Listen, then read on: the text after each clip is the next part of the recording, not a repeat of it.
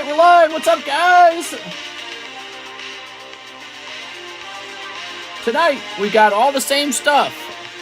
Yay! Grabbing this. Grab this.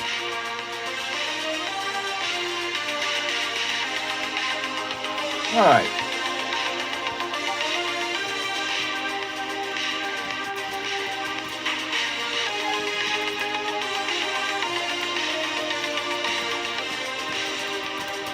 Marvel Weiss, Marvel Tops, Metazoo Kickstarter, CGC Return, and more.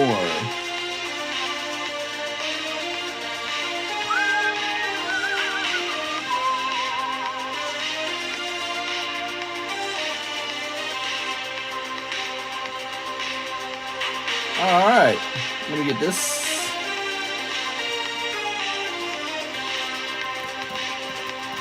Friday. No. Thursday night. There we go.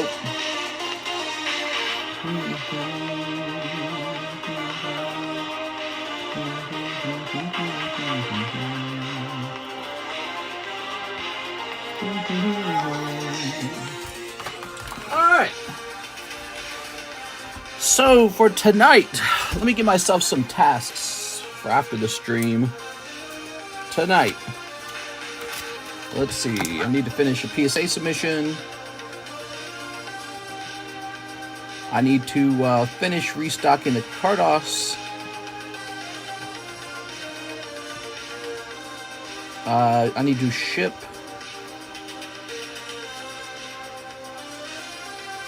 Aaron Hatfield, Adam Thone.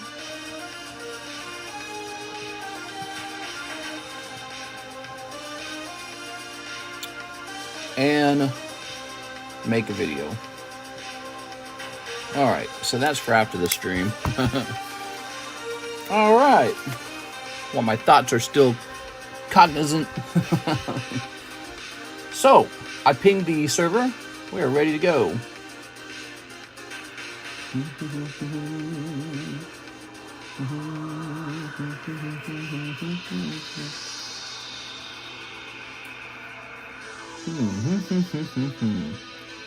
It's 9:27. Go ahead and close these up. All right, those are closed. And let's open up one of these tabs. Let's go ahead and open up the iPad. There we go. All right, we got our comments up. There we go. Robert, Chu, Alex, Ever, Ryan, Anna, Josh, Holo Kayubi, Philip Webb, Millie Away, Ran, Wrath. I think we need a new giveaway. We need a new giveaway, right? What should the new giveaway be? Let's see. I got some saved over here. Okay. We're going to have this Pokemon Movie Edition, Stealing Pokemon, holographic. Yep, that's the next giveaway. Cool. Cool. We got a little bit of Marvel Topps Chrome left. Not a lot, but we're going to be getting more in. Topps Chrome was a top seller.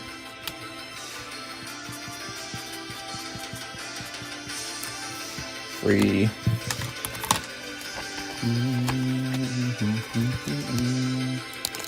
You're late. I'm always late. We start whenever I start. There's no exactly set time. You should, however, smash that bell button so that when I go live, you get the alert. But just know, I tend to always go, I don't normally miss a stream.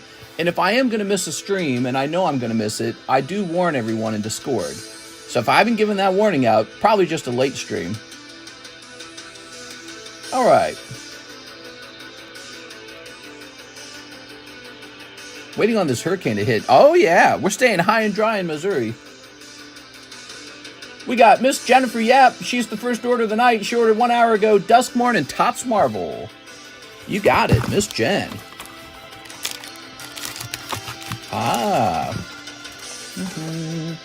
The big news is we got this beautiful Weiss Marvel. Those are $6 a pack. We got plenty of that. We also have some Nice slabs to price up. CGC slabs. Now, she also wants Marvel. Here is that Marvel. Ah. Big order from Jen right off the bat. Is Jen here? Miss Jenny Wenny. Georgia getting a little of it. Want to do a speed box of Korean 151 for a short? Sure. Sure. All right, put this over here. Let's do a rotate on these slabs. You guys tell me when you see Jen, okay? Here's Mew Foil. Okay, we got Star Wars 9. These are coming down. Okay, how about this? We got Analaza. Annihilaza? Way to kick off Friday. Reckless Haruhi. The Goof. Quirsch. Beedrill 9. Want to do it for 50? No. Whatever the price of the menu is the price of the box. I'm sorry, I misunderstood. Here we go. Here's Monkey D. Luffy. Here's Ekans. Here's Cartman. Do you mean like you pay $50 for a box of Korean Eevee Heroes and you get to have a video on top of that as well? Is that what you meant? I think I had a misunderstanding of what you meant. There you go. Nobody here gets to have a video automatically. You actually have to pull something really good to get a video. Here's Monkey D. Luffy. Here's Dark Raichu. And then I shout your name from the rooftops. And Charizard. Ooh, yeah. Beautiful cards. These are nice, man. Look at these nice slabs. Here's Out of 50 pushed off the track. Ooh. We've got Squirtle from the green deck. Squirtle 9. He's coming off. Bye, Squirtle. Well, I can do that for you if you'd like, Philip, but that's not an automatic video. I could make a video like that anytime I want. I got endless product to make a video like that. Here's Numel. We got Snivy. All right. Here's Geodude for 20 bucks. I can make a video like that every single day if I wanted to. Here's Star Wars.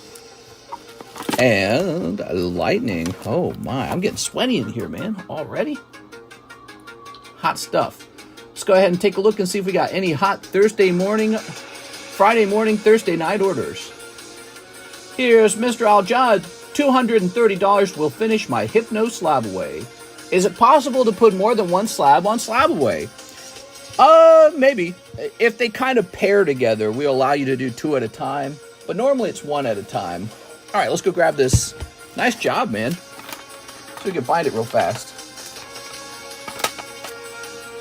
Oh, snap. All right, look at that. Okay. Very good. Let's jump over here and remove it. Well, I appreciate the offer, man. I just kind of misunderstood. The normal way we do things is when you open cards, you got to pull something that's so interesting that we end up wanting to turn it into a video. Mr. Muhammad, you finished that break, that slab so fast that I'm giving you your $20 back on slabbing it away. So this can go toward your next slab away. How does that sound? Appreciate you finishing that like in less than a week. So there you go. That's just a one-time gift. 20 bucks for your next slab away. All right. Boom. Not everyone likes the fast shake method. Oh, I see what you're saying. All right, so next up we've got... Now we've got an open queue. We could start working on Miss Jen's thing, but I'm going to wait till she's in the room. Let's talk about some of the new packs we got, guys. We've got Nightfall Metazoo. There's a Mothman in here to pull, and he's like $100. Here's, no, he was more than 100. He was like 150, right? Duskmorn, Tops, Stellar Crown, Trick or Trade, Weiss Marvel 2. These have been very good looking. Dragona Paradise, OP9. I've got like over 10 cases of that. I just got in a master case of Final Fantasy Hidden Trials. We are really taking a heavy position on Hidden Trials. It sells incredibly well. People want that lightning card. They want the lightning signature card. We have not pulled it yet, so it will be an instant clip if we pull it.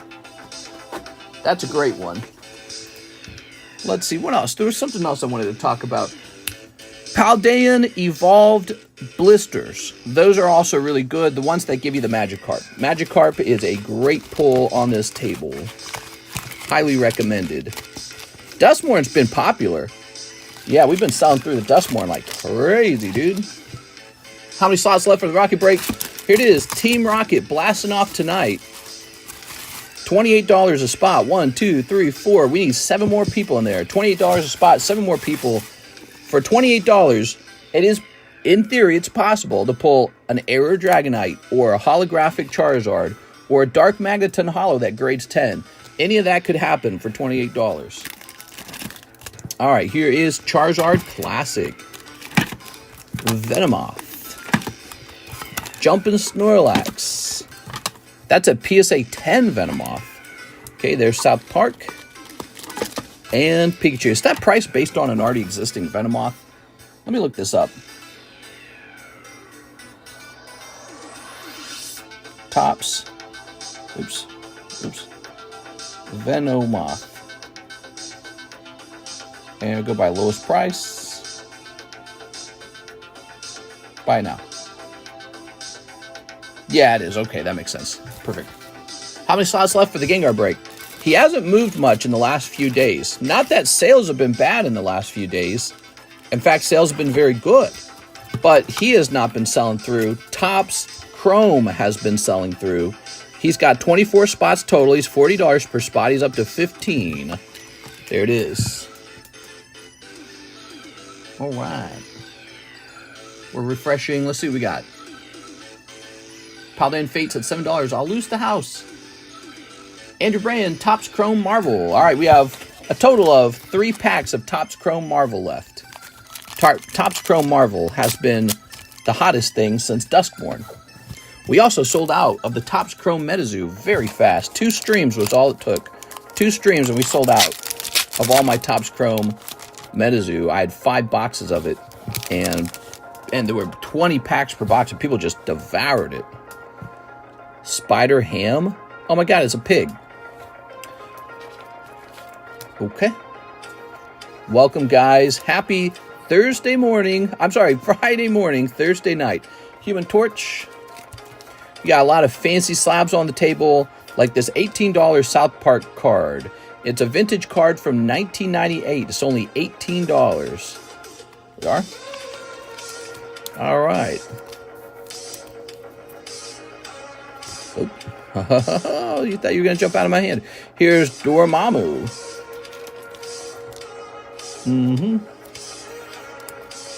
Okay. All right, and we've got Taskmaster. You got that Taskmaster, and here's Shuri. Very cool. Welcome, guys. If you don't mind, just do me a favor and smack that like button for me, if you could. The people who are already in here. Did I pick out a card for giveaway? I don't think I did. Andrew Brand. You do a nice thing for me, I'll do a nice thing for you. That's how it works, guys. Andrew Brand. All right. Getting rough down here in southeast Georgia. Whew. Stay safe. Which state is supposed to be hit the hardest? Now, wait a second. We did pick out a slab. Here it is. Just rotated super fast. And you know what? I didn't set it up on the computer. Let me set it up on the computer. All right. Now, do me a favor, guys. Type in TCC if you want to get in. We have an order. Mark Anthony Tadeo, 1 Duskmorn. All right. 1 Duskmorn. For Mark Anthony Tadeo. Mr. Drew's here. What's up, Drew? Sky Henderson. Very nice. Look at my hand. My hand's all torn up. I was playing with my cat. Friendly Ghost. Creepin' Peeper. Live or Die. Killer's Mask. Fear of Exposure. Wait a second. Oh, there it is. Swamp. What are you doing in my swamp? Ooh.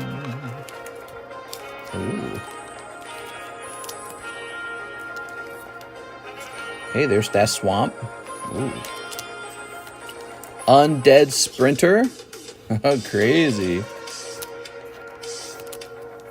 Okay, Metamorphosis Fanatic, Waltz of Rage, Leyland of Transformation, Overlord of the Boiler Bilges. All right, there you have it. Thank you, Mark.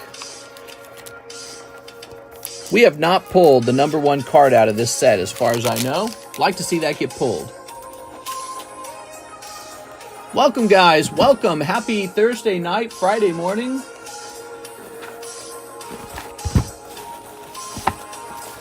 I went to a live auction tonight. It was really fun. Let's see. Bunch of old people there, though. We were like the only young people there. It was just me and my wife. Every single other person was like over the age of 50. It's a small group, too, but they were selling a lot. It was weird. It's like being at, it's hard to describe. At first, you think it feels like being at a garage sale. Then you start to realize some of the stuff they're selling is really expensive. You're like, whoa, wait a second. This isn't a garage sale. All right, let's see. Mr. Muhammad Al-Shad, he says, put the Team Magma Myena on Saddleway. Sounds good. Which one? There were 2 of them. There were 2 of them.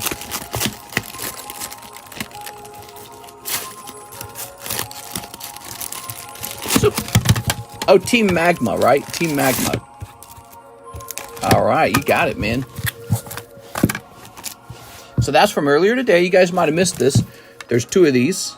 Of course, you could have both of them if you wanted to put them together. Did you want to put them together? They seem like they go together really well. The Magma one. It's a lot of money, but you have an opportunity to put them together into your Slabaway. Team Aqua, Team Magma, both Myena. You give it a think over real fast. I think you were asking how many you could put in the Slabaway. Maybe you were referring to that. Because I'm going to have a little drink. Did you get the card? Nah.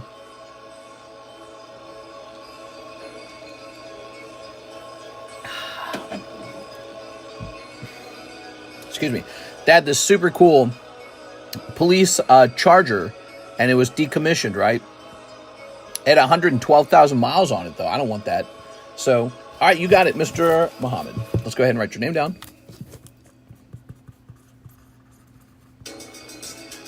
Oops.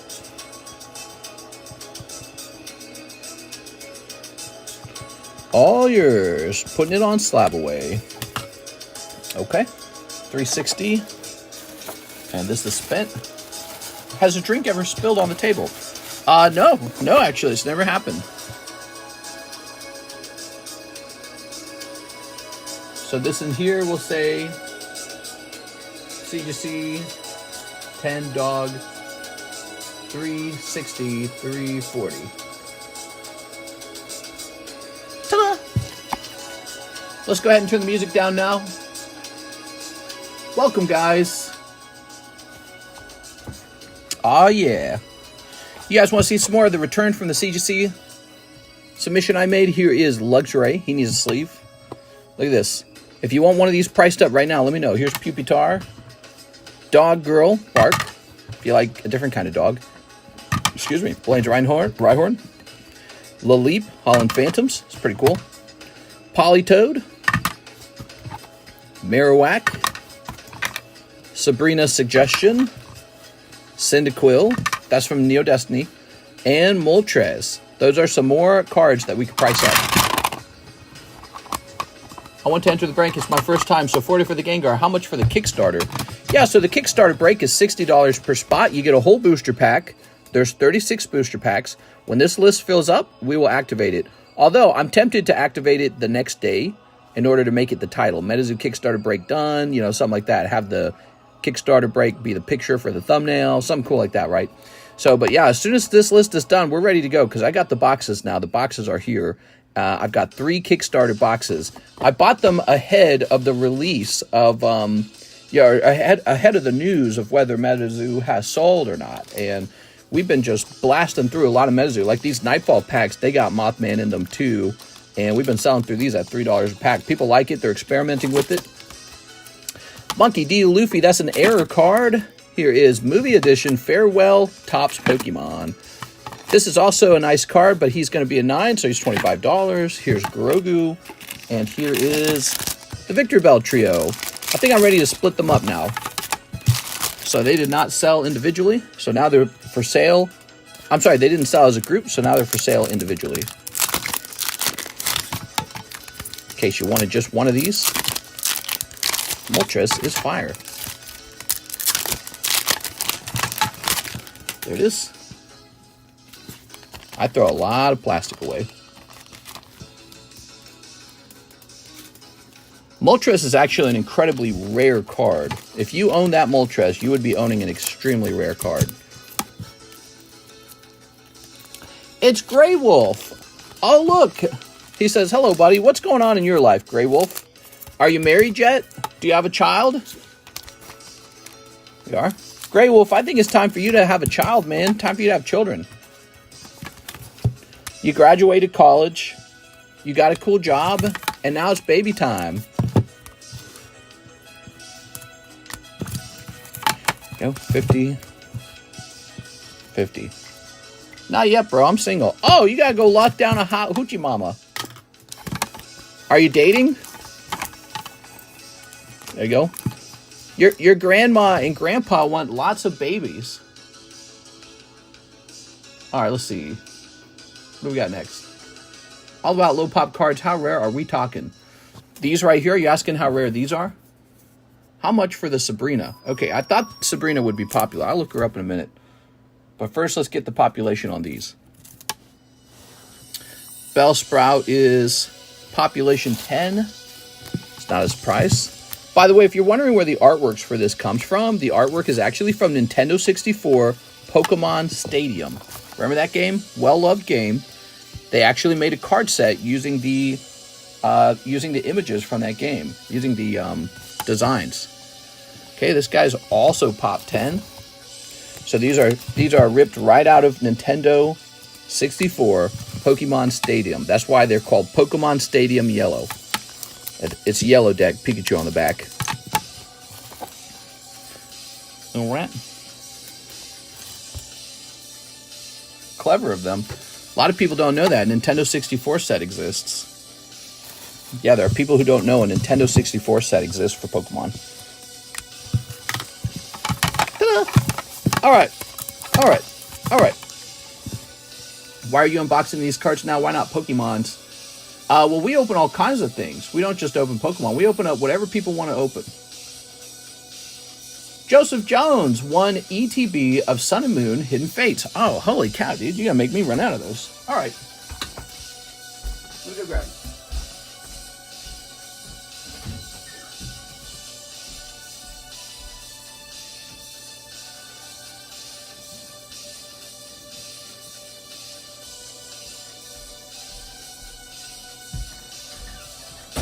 All right, if you'll excuse me, I actually do have to take a moment and see what my restock fee on this would be, because I need to know what they go for these days. I haven't had to restock them in a lot of months. All right.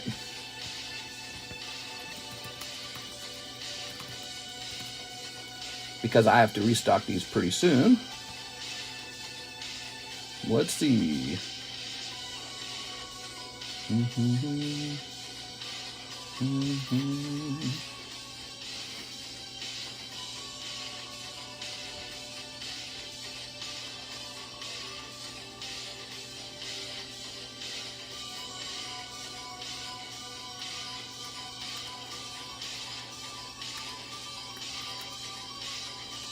Yeah, it says here I'm supposed to be selling them at a higher price at this point.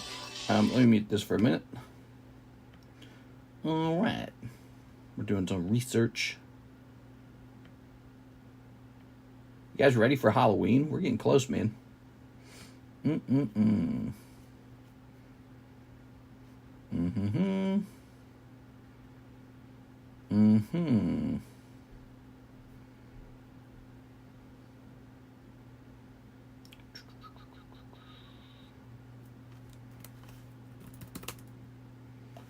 I see. Okay. So our price will be changing to $26. Says here, according to my restock price, I would like to do 31. We're not going to do 31, but we are going to raise it by a single dollar. So it's going to go from 25 to 26. Because we are running low on it. That's what happens when you start to run low, when you start to look into price changes. And then I'm supposed to keep those little birds. I'm supposed to keep the bird card. That is what I'm supposed to be doing. All right, let's jump back here and hit play on this. How loud is this? Not too loud, right? Good. All right. We need to bring back text to voice messages. I want you guys to be able to send text to voice messages. I missed that. That was fun. All right, yeah? All right. Very good. Today I ate chani paratha and chai in breakfast, buddy. Let's see, what did I eat? I ate Taco Bell. Yeah, I had Taco Bell today. I had like 3 bean burritos. That's a lot of beans. All right. 3 bean burritos. I didn't have anything for breakfast. So, that's what I had. Grab these. Ta-da! All right. When you get to my order, keep the hollow, says Christopher. You got it, Mr. Chris. Christopher the man. I'm graduated, but I didn't get a job, bro. Oh, you gotta get a job. What do you mean you don't got a job? You out there looking for one? What do you want to do? There you go. Can't have a job. You gotta have a job. That's what gives you money. Don't you want money? I know you want some money. But yeah, it's tricky. I remember when I graduated, there was pressure to get a job. I think I was lucky, though. I had a really good degree, computer science, right? And then on top of that, on my resume, I had a really good resume. I had worked for Coca-Cola in the past. And then I put down in my extracurricular activities that I was the president of Lindenwood's Computer Science Club. So I had a very good-looking resume at that point. Experience being a worker, a nice degree, and a leadership role. So there, I got returns for pretty much anywhere I applied. All right, here we go. Joseph Jones. Oh, Butterfree. Ta-da. But there are only so many places to go and work in Missouri. I mean, let's see. Oh, Motres. There were a couple places that actually got a hold of my resume, and I didn't even apply to them. So I knew that I was, I knew at that point, I was like, yeah, I got the right degree. There'll be like somebody in like Tennessee or something. And they're about, it's Turtonator. Would have been nicer if that was Charizard, huh? Nice, dude. Shiny Turtonator. The Rainbow Birds is a good pull, too. Actually, so are these birds. So both of these cards sell really well. And then Turtonator, he doesn't sell as quickly. Darn, we wish he was Charizard. But let's see, you can still pull a Charizard in here. We'll keep looking. There's a Bill. Oh my god, dude, another full art. He got Ho-Oh out of here. That is so cool, guys. Turtonator and Ho-Oh. That's one whole box of Hidden Fates. We're almost done. We're about halfway through. Okay, so we're halfway through. Already so many pulls. Let's see if it keeps up. Oh, that's great. You got a baby shiny and you pulled Eevee. That's one of the top baby shinies. Was it the top? I can't remember if it was the absolute top. I think Charmander and Charmeleon were at the top. And then we got a Fairy Reverse. That's not bad. You could actually try to grade this because they stopped printing Fairy Energy, remember? Shrine of Punishment. Oh, for people who are into that kind of thing.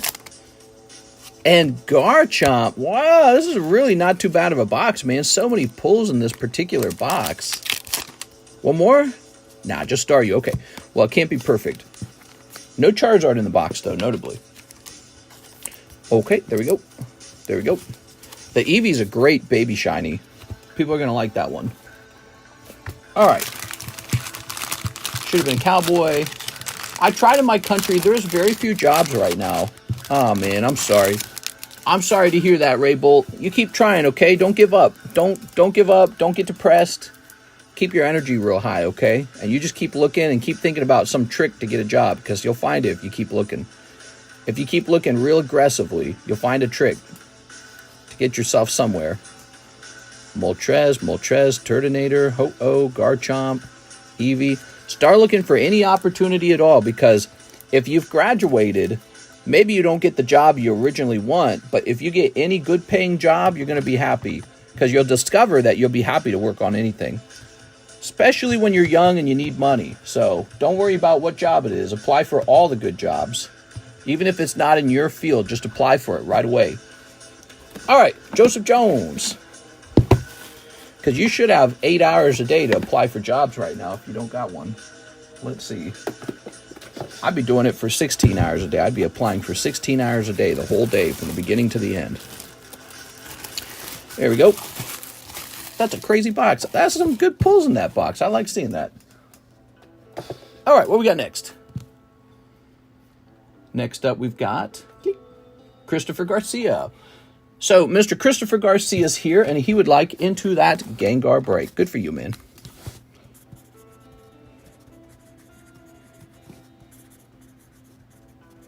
Okay. Can you tell me ETB cost? Okay, bro, I will. Thanks for that. That's a crazy box. Good to see some classic hits. I know, 2019 was so long ago. That was 5 years ago.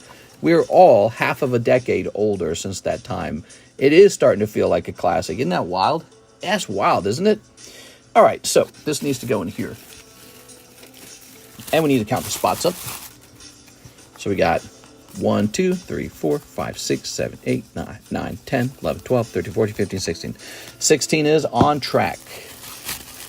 Oh, yeah. 16 it is. All right, 16 of these. Gengar VMAX, Alt-Art. There's Monkey D. Luffy 8, Monkey D. Luffy 6. The dog Bark. $37 on the dog. All right, take a look at these cheap Monkey D. Luffys. 25, 19, and 8. Okay? This one's going to stay up on the table. You're going to be a giveaway. All right. The other two are gone. Give this man a like. Yeah, give me a like. Give me a Pokemon card, please. All right. What's up, guys? We got 91 viewers now. We got an empty queue ready for some orders. Hope you guys are having a beautiful night. Here's a new card up on the table. This is Cardos Drowsy. PSA 10. Pop 23. Wow. Very cool. Ken Sugimori artwork. Remember that? So Ken Sugimori, he made those. Here's a Mega Gengar. We got Golduck. Manga D. Luffy. Monkey D. Luffy. We got an offer for that. I showed the offer to LaFlame, but he said he really wants to keep it. We are. So I'm going to keep it. Here's the Queen Amidala. I don't really know what this is worth. All I know is it comes out of a very expensive booster pack. It's a 1 of 1, and it's 1 in 25. But what do you think? You think 900's too high? I don't know. I actually am not learned in that subject. Kabuto. The Death of Kenny, $70. We got a Gengi. And a Paris. Oh, yeah. Pop 26 on the Paris. Sorry to bother, mister. I had more in my order. Oops. Let me go back and finish that order. My bad, dude. Oh, my God. All I did was his Gengar break. I'm so sorry. Here we go. Let's finish this order. No, you didn't bother me. I messed your order up. I didn't complete it. Christopher Garcia. No problem. That's number 19. And let's see, 200 for 20 packs of 151 English. Really? Wow, that's a big order. All right, so let me go get you a bunch of 151 English. So I think we'll need 4 from over here, but there's only 1 over here. So we'll get 2 boxes then. I'll be right back.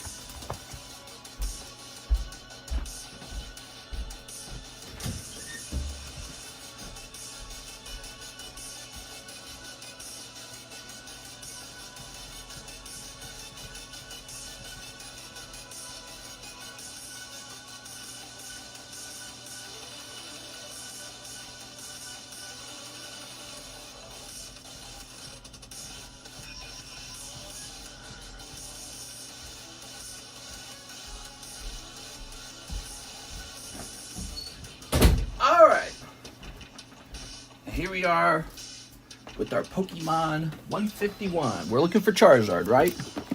He's the main pull out of the English set.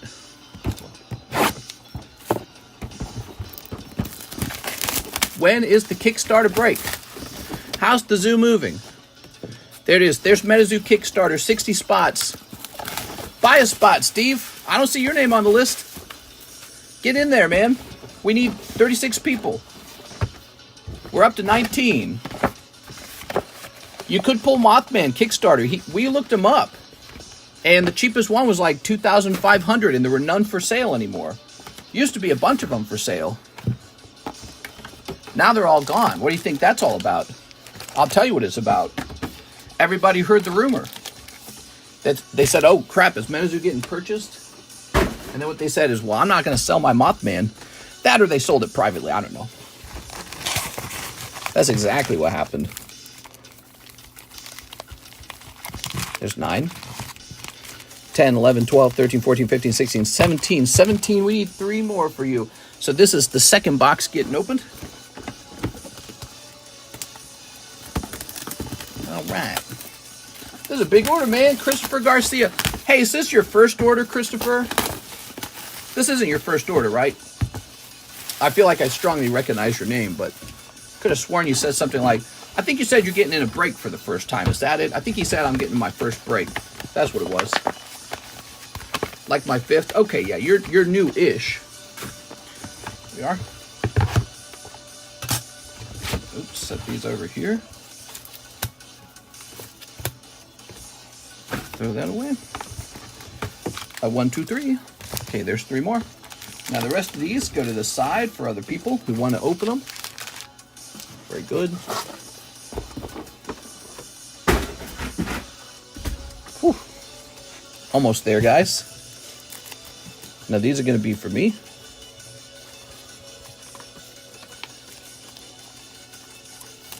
Remember when we graded a bunch of these and they all got like 8s? And then we graded another batch and it's all from the same shipment and they all got 10s? That right there shows you that it's up to the grader. It's not up to, oh, how good is my card? It's up to the grader and how they define what a good card is. So the other grader defined some small thing they saw on the slab, on the card, as an 8. They said, that's an 8. Like, let's flip this over. Look at this. Let's zoom in. See how there isn't a perfect alignment between the metal and the back of the card? So what is that? Is that a problem or is that normal? It's just up for interpretation. That's why grading is not an exact science. All right. Whew. So, you get these cards, Mr. Christopher Garcia, and then let's go ahead and open 20 packs of 151. Look at this, guys.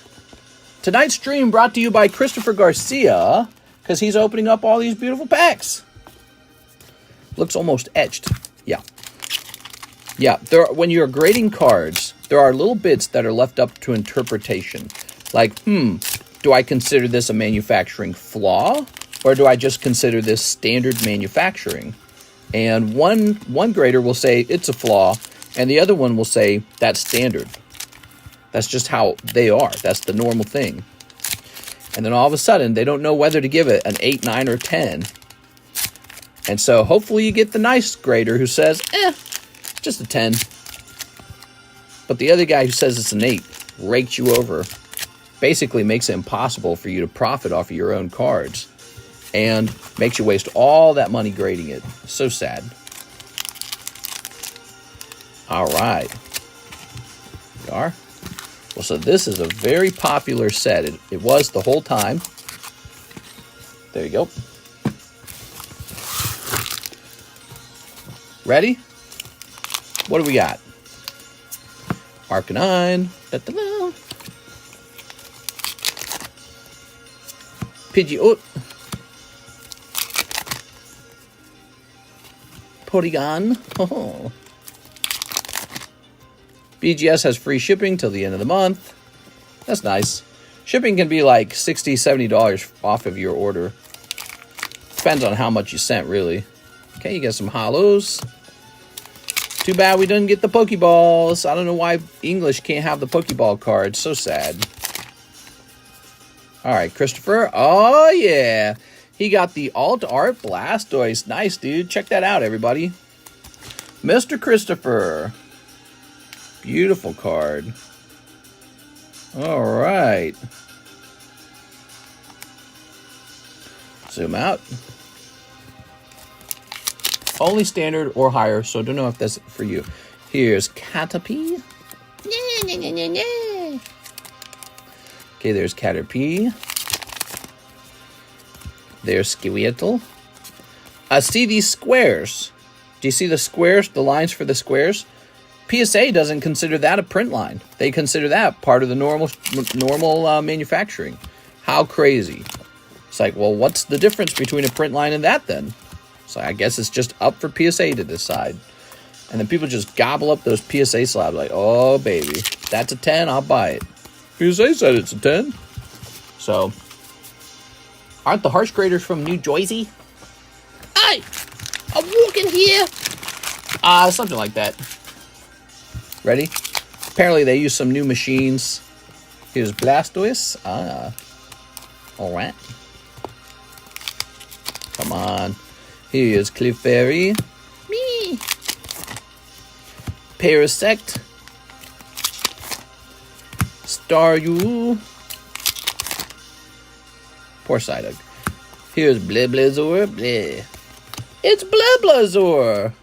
Bleh. Okay, Goldeen. Clefairy, Jolteon. Double Blastoise? Damn, bro. This guy got 2 Blastoises out of his round. Wow.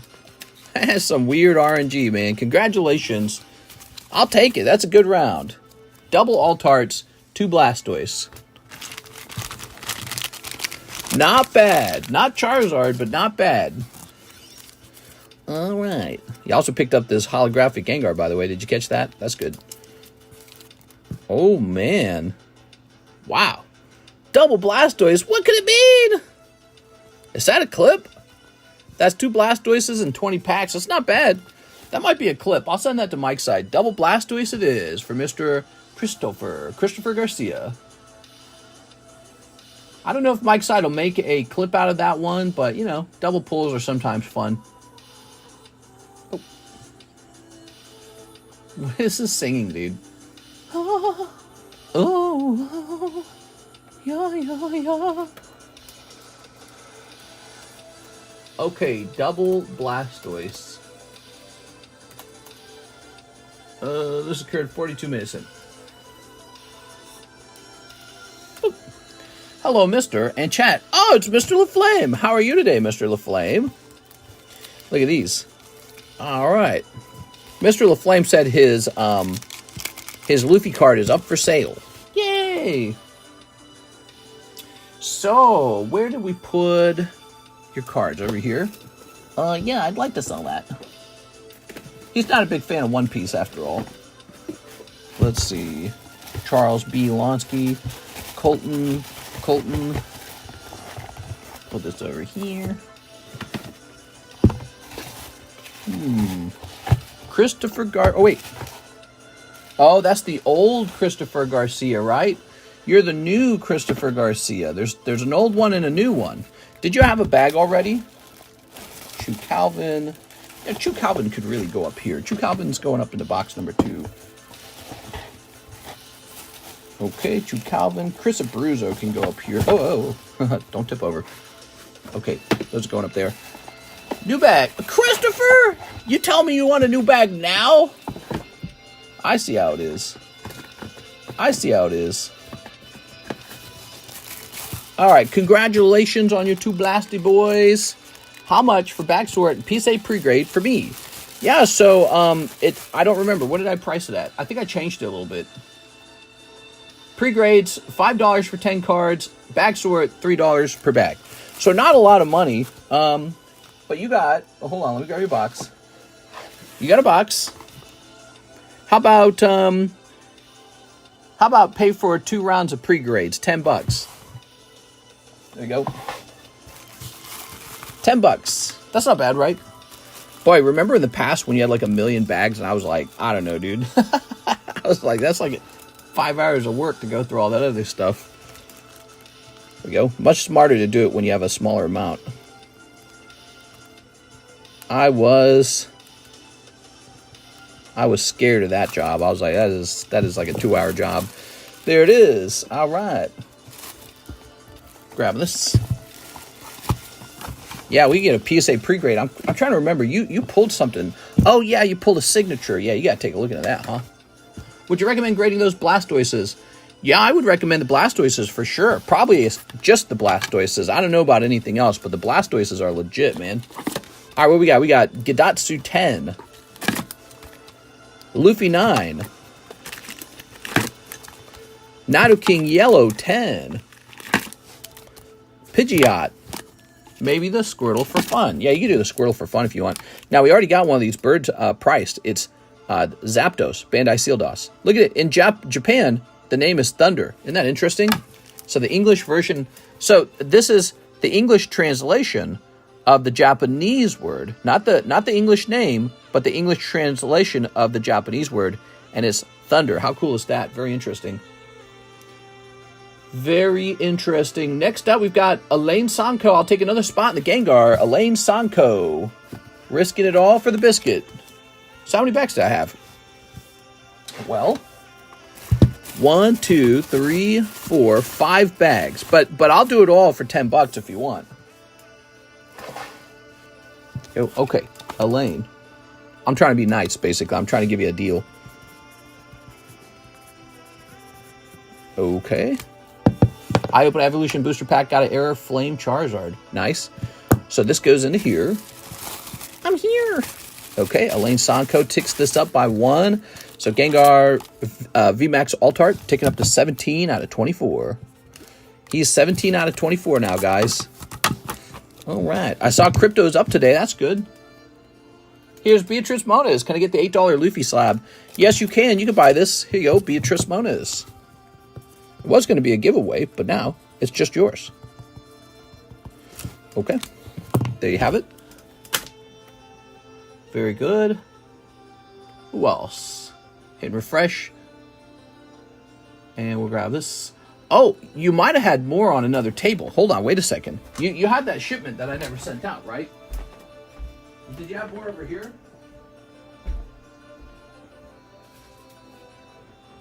Oh, hold on. LaFlame, you got way more. You got... Oh, you got a bunch in a box, dude. Oh, wait. This is Jennifer Yap. Hold on, how much of this is yours and how much of this is Jen's? So this is a Jennifer Yap bag. Okay, this is a LaFlame bag. That's a LaFlame bag. This is a LaFlame bag. And a LaFlame box. So LaFlame, you have more than just those. You have like triple that amount. You have about triple that. Whew, sent 10 buckaroos. Cool. Let's get this box done and then maybe $20 for the rest of it. I don't know. We are. So, Mr. LaFlame, nice to see you today. I hope you're having a great day. Wait, there's something in here. What is this? What is it, like commons? You got commons, man. We got holos and commons for you. All right, here's this stuff. Now, honestly, all of these are gradable, right? But this is a refractor. Sam Wilson, Valkyrie, Hercules. That's some kind of special pull. Spider-Man's good. Echo. All right. So out of all those, you got some that are more interesting to grade than others. Okay, I send 20 more. Okay. We might be able to bust through them if I go real fast. So out of these, many of them are not worth the cost of the grading. Here's a Master Ball. Like, you got some... Oh, that's cool as hell, dude. I'll take a look at that just because I want to see it. That's off center. That's off center. This one's on center. Okay. Off center. This one's slightly off center. Ghastly's good. I think that's going to fail. Off center. Blastoise Piplup. We'll take a look at a Blastoise Piplup. Silvally. Ultra Necrozma. Pikachu's. Then on the bottom, Weavile, Flygon. Nope. Take a look into that. Then on the top, take a look into that. Take a look into this one. Take a look into this one. Okay. So this was a box of Cosmic. I remember this now. You were opening up a box of Cosmic. I got more of those. Let's see. Naganadel. Oricorio Malolana. That's right, I forgot about that. There's some expensive girl cards in this set.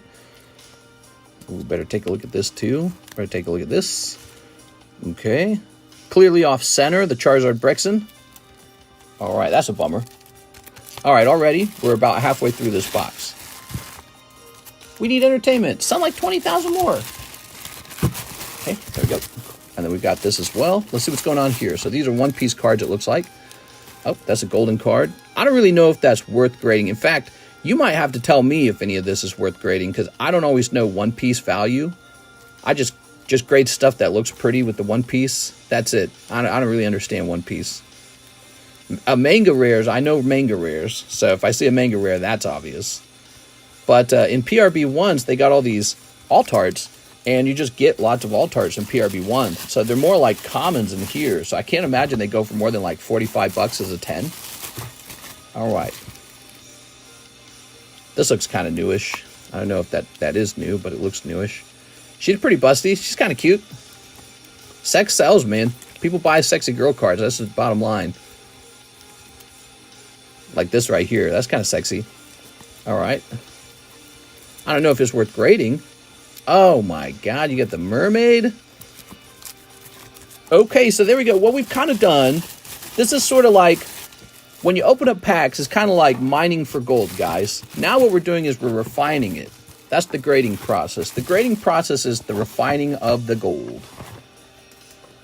All right, so right here is your little hits bag. Think of it like that. See that? So this is for that first $10. So here's all your stuff that I pulled out. So if this was my submission, this is what it would look like. It would look kind of like this. And the next trick is you can take a look at them and decide if any of them fail. So let's start with the back of the card. You ready? These are asymmetrical. Okay, right away we know this will fail. That's not a 10.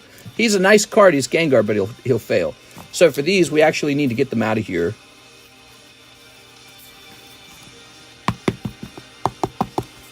All right.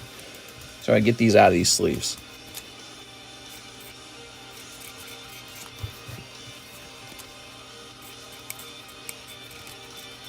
These are the deck protectors or something like that. We need to get these out of here. Doesn't look bad.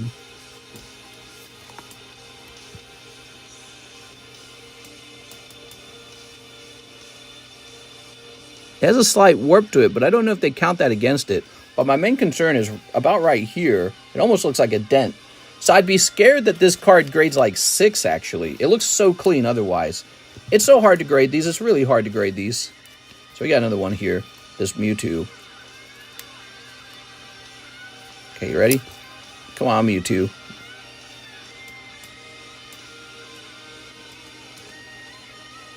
Yeah, I can see some kind of smudge right there, like somebody else handled it. Because they don't know what they're doing. You could grade this anyways. I would bet on this grading around a 7. All right. 7. I don't know about the Flareon. Maybe a 6. So, might not bother. But we had to know because those were the well-centered ones. Master Ball. This looks like it's Japanese. Okay, let's just take a look at the centering. Slightly thinner on the right. Yeah, I don't know. You could risk it. You could risk it on Lapras, probably. Yeah. All right, how about these? We got these ones from the back, right? From the back. Let's just see what we got. Fat on the bottom. What was that? Blastoise. Fat on the bottom. From the same box. White dot on this corner up here. That's Magnemite. That's pretty clean. Ah, Mega Lopunny, huh? Okay. Yeah, mini white dot in the upper corner. That one's potentially a 10. Oh, that's a big white dot. That one's out. Oh, this one looks great. What is... Oh, yeah, the Malolana's looking good. That's a definite grade. It's expensive. This one has some problem up here. Look how bad it is. That sucks, dude. That is too bad, man. That is Pikachu. Let's see. This one's got too many dots. Wishy-washy. I wouldn't bother with wishy-washy. Not valuable enough anyways. That one's got a big white dot. Centering on the back looks good on this. Good. See this whiting right there? See the whiting on the corner? Bad. All right, see? You just start eliminating these and save yourself a lot of money, because if you grade these and they don't grade 10, you just kind of lose money. That looks good. All right, good. So the one-piece cards generally do grade 10. There you have it. Now, three more cards here. So here they are. So you can see how much time this takes, right? This takes a lot of time. So if it was a very busy night, this would be no good. It's got like a flake there, but that might go away on its own. But they don't always go away on their own. No, the flake is stuck to the card. I don't know what causes those flakes, but I've seen them before. Yeah, that sucks. You got flake on this. All right. Slightly off center. It's got a slight off centering problem. It's not bad though, actually. This one might pass.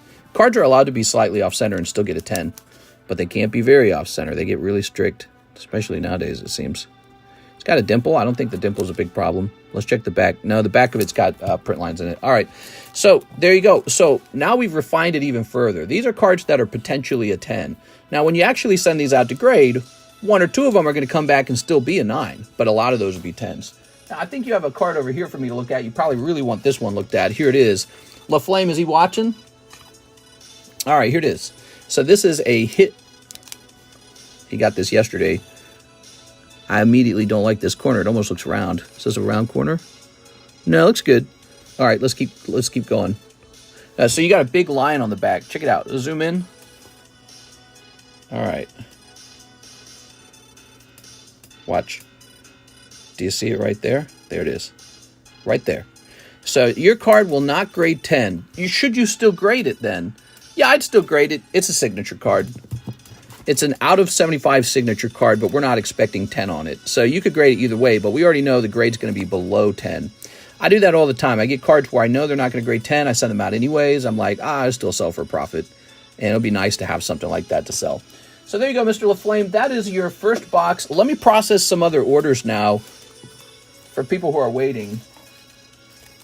Was that valuable? Think of all the money you saved not grading cards that didn't have a chance. You saved a lot of money. That's why the pre-grades are valuable. There you go. All right. I'm here. So this is like your graded bag, basically. We'll call this graded. Okay, so, and I'll try not to add anything to them. So it doesn't get any more confusing. So there you go. Now, the good ones, can you label it? Yeah, I just put it in a bag and I called it graded. Okay. So let me just take a look at the line because we don't want people to wait 30 minutes. Now, Hathim says 5 stellars. All right, dude. Yeah, we haven't seen a lot of stellar. 1, 2, 3, 4, 5. Let's get this rotated. Tapabula, nobody wants him. He's too expensive still. Here's Mickey Minnie. Here's the Sith. Here's the Monkey D. Luffy. All right, looks like we're already rotating through these pretty fast. I recognize this guy, the punchy guy. Ready? Pre-grades are valuable, but they take a lot of time. So, you know, if it's like busy or I'm tired, it's hard to, motivate me sort of. You know what I'm saying? And what I try to do is I try to offer like maybe like a price for the pre-grading. Think of it like just tipping the dealer a little bit because it strains my eyes. It really does. If you've done a lot of grading, it makes your eyes tired, your brain tired too, makes your eyes and your brain tired. And I already know I got a marathon to run with the live stream. So, how fast do I want to wear myself out is a good question. But yeah, it's work. That's why they got to pay people to grade the cards at PSA because it's a real work. But what we just did there is a lot like, filtering pure gold. We don't want mixed gold. We want pure gold. And that's what we do when we're looking for a good collectible. Here's Fido. Yeah, grading cards has changed the hobby. Grading cards. Just like they grade diamonds. Diamonds are graded. And they take gold and they purify it. So, they do this with everything. They take it out of being a raw product and they turn it into a nice product. Like this guy. Look at that. Beautiful. So cool. Okay. That's for Hathim. Thank you, Hathim. Nothing crazy coming out. I like the Joltik here, but he is just Joltik. Did you ship my bag and box? I did not print the label yet, but I saw your message. I just wanted to make sure that the formatting was correct. So take a look at the formatting, but I think you already agreed with it. And Alexis is here on Friday. So I knew I didn't have to print the label until tonight. So we're printing the label tonight. I even wrote it down on my notepad at the beginning of the stream. Look. Ship Adam Thone. So it's on my list. But Alexis, yeah, she comes in tomorrow to do the shipping. So we'll get the label tonight. Here's Christopher Garcia. Please grade both Blastoises and 20 more packs of 151. Wow! Tonight's stream brought to you by Christopher. He's enjoying himself. You got it. Okay. She not been working too much? She's a busy bee. I guess she's got a lot going. She's got a child to take care of. So for her to work over here, she has to find somebody to watch her kid while she works over here. And then her husband works full time, so he can't do it all the time. So it's just kind of tricky with the scheduling and all. There we go.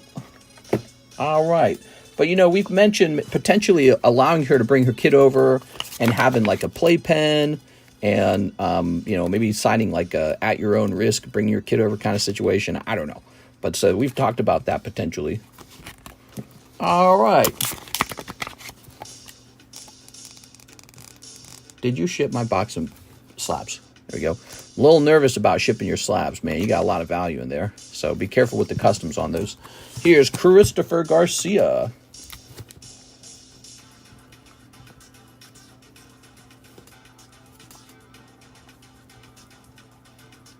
PSA. And Christopher Garcia. PSA. There we go. She could play with the bulk. She's pretty young. She's really, really young. It's a very young baby. There we go. All right. There's that. Here's this.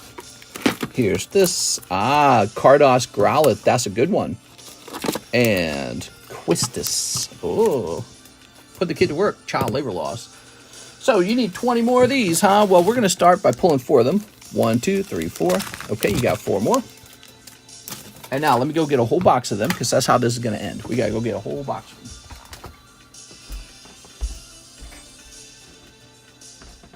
Take these out.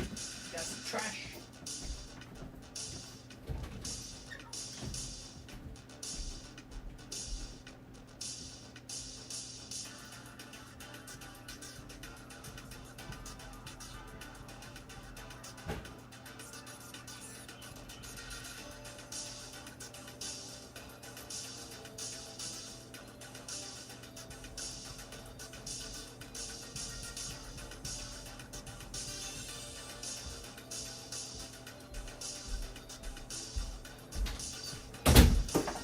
All right, here we are.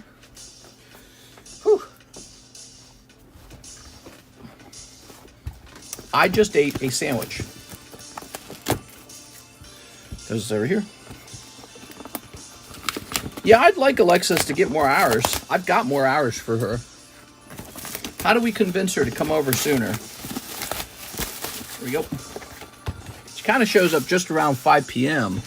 But the problem is that's just around when Karis gets off work. And so it's sort of like the end of the day, really. Here we are.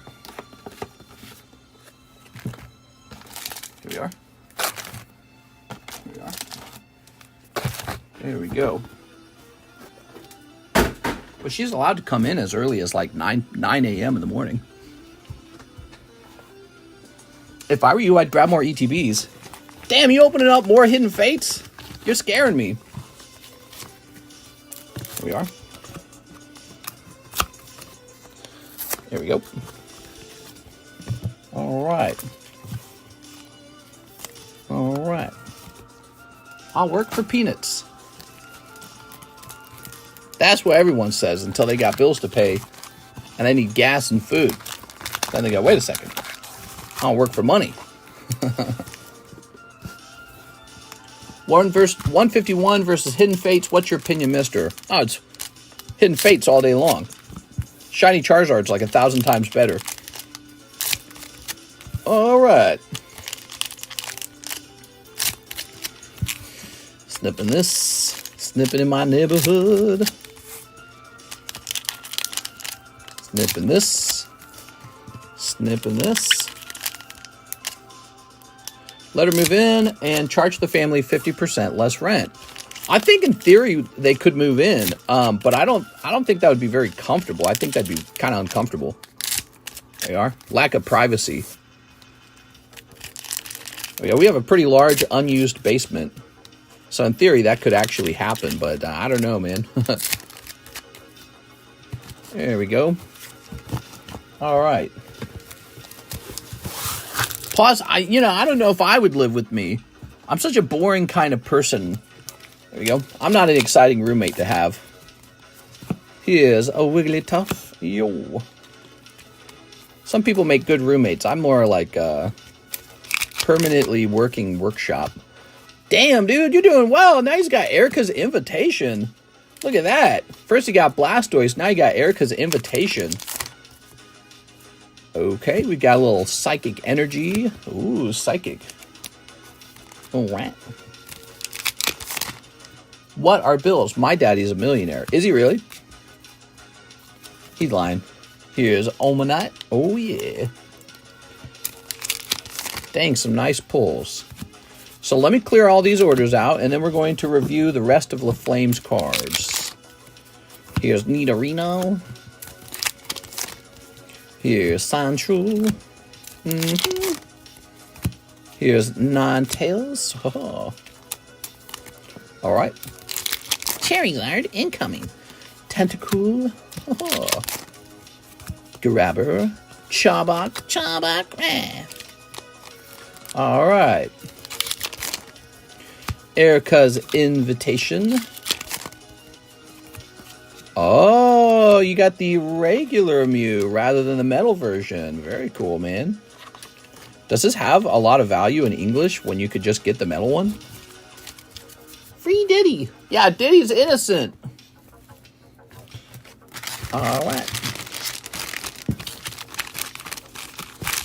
Toss this over here. Here's, I almost said Kamala. Kakuna. There's Kakuna. All right, here's some hollows. Here's Dragonair. Oh. Lapras. Oh, yes. Alakazam. Oh, very good. Some hot pulls in here. Here's Tauros Ivysaur. Oh, we're out of sleeves. Diddy had Drildos. Whoa, that doesn't sound right. Drildos, huh? Oh, what? What? Which comp service do you prefer, TCP Player or eBay Last Sold? Good question. So here is Kingla. Very nice. And Ponyta. Oh. And there you have it. So your big pull this time is the Erica's Invitation. You also have a Golden Mew to consider. Wow. Okay, cool, man. Very neat. I like the Blastoise a little better, maybe. But those are still pretty good. Not bad. Mr. Christopher, your whole bag's going to be hollows in a second here. Shazam, 1 million hollows. Currently buying raw cards at show, then grading them, selling them back to vendors graded. Thoughts or suggestions? So you're buying their cards from them, grading them, and then selling them back to the vendors. How's that going for you? If that's working, it means the vendors aren't going through their own cards hard enough. Here's a Diglett. Here's Numel. That is not a long-term business model at all, because those guys will wise up to it. All right. So now we've got Edwin E. Lopez, $2.5 thousand to his slab away. Holy Jesus, dude. All right, guys, I'm done for the night. See you later. What did I sell you? Oh, the Aquapolis Lugia. Jesus. Oh, and he finished it. Oh, my God. Such an expensive card. Mr. Edwin E. Lopez. Where's it at? Here's the big one. This is a big one. Aquapolis Lugia. That is going to be a popular card for a long time. Notably, the card has done well. That's a nice looking card, man. The card has done well in auction, selling for around $11,000.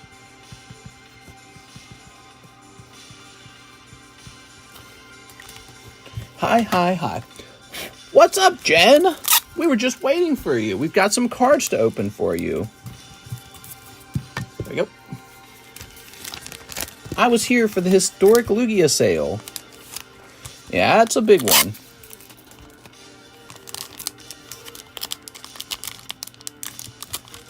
That's a big one. All right. Oh, man. Did my order pass? It's Jennifer Yap, Duskmorn, and Topps Chrome. Miss Jen. Miss Jennifer Yap. Is that bad? Why is that a bad business in the long run? Not sustainable. You basically rely on the vendors not knowing what they're doing. Yeah, you rely on that. And if the vendors do know what they're doing and they're just making mistakes, overall, you're going to be picking through cards of a lower quality, worse, like the 9.5s, essentially. I wouldn't want to buy 9.5 raw cards. That's just bad. Here's Namor the Submariner. Namor. Here it is. Here's Nightcrawler. Ooh, yes. He crawls through the night.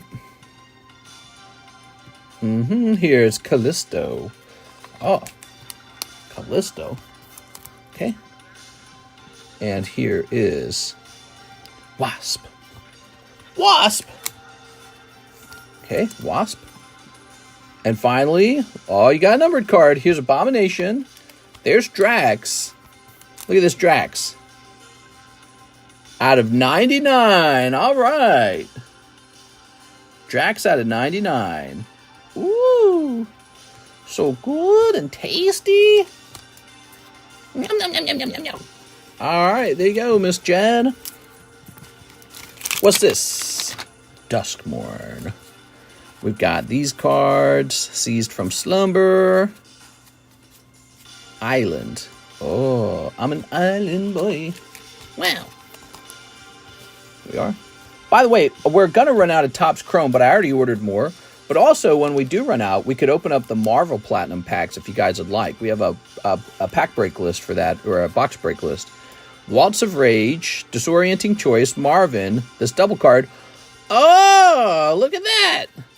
That's a special pack, Jen. Yay. I don't remember his name. I feel like you pulled him before, but in English. Creepy. The Creep Monster. All right, what else? We got Planes, Trains, and Automobiles. Oh my God, says Jen. Jen's face is flushed. Her heart aflutter. The killer. Ow. Silent Hall Creeper, Animation Veil Piercer, Cursed Recording, Enduring Curiosity, and Rip Spawn Hunter. There you have it. All right.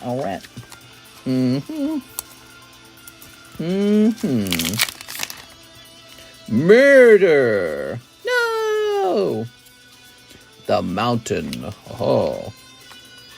Okay. Come Back Wrong. All right. Wee. The Japanese showcase are usually just manga anime inspired art, but they can be Japanese or English. Interesting. There we go. Ow. Soaring Lightbringer. Overlord of the Balemurk. Gloom Lake. Silent Hall Creeper. Not the Silent Hall Creeper. Those are the worst. All right. And there we have it. That was for Miss Jen. Here you go, Jen. Jennifer.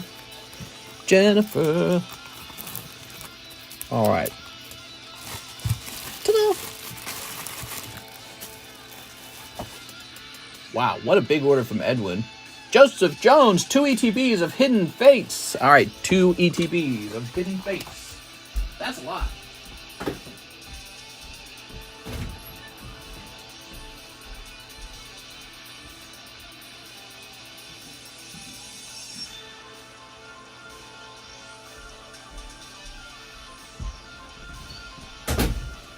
That's a lot of hidden fates. I don't know how to feel about that. All right. Would it be better to sell online or sell to vendors? I don't know. That's a great question, Trent. There you go. Ready? What a friggin' stream. Wow, plenty of hidden fates. Yeah. All right.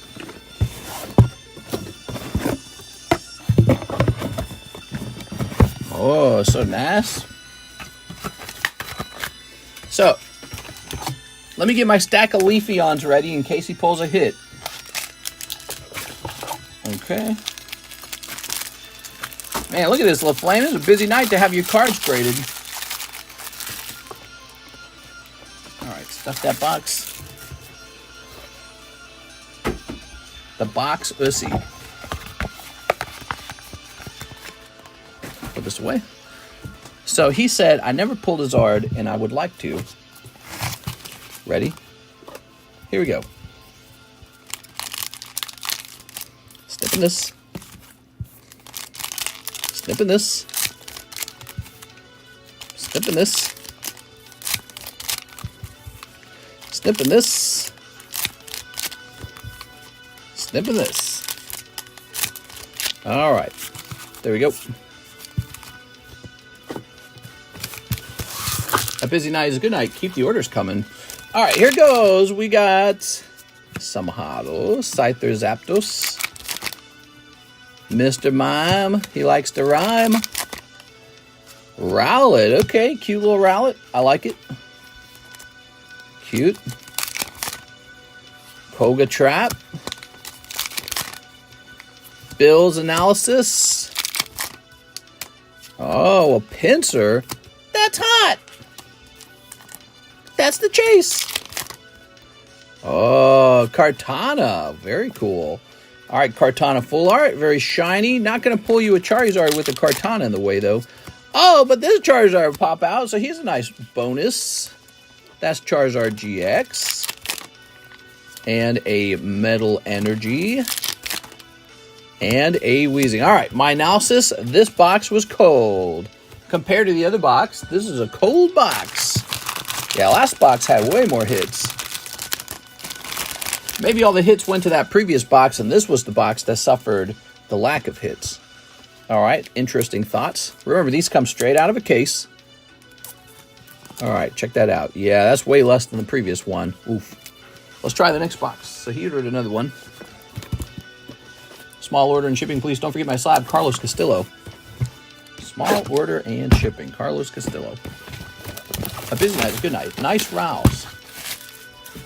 Okay. We're making a mess tonight.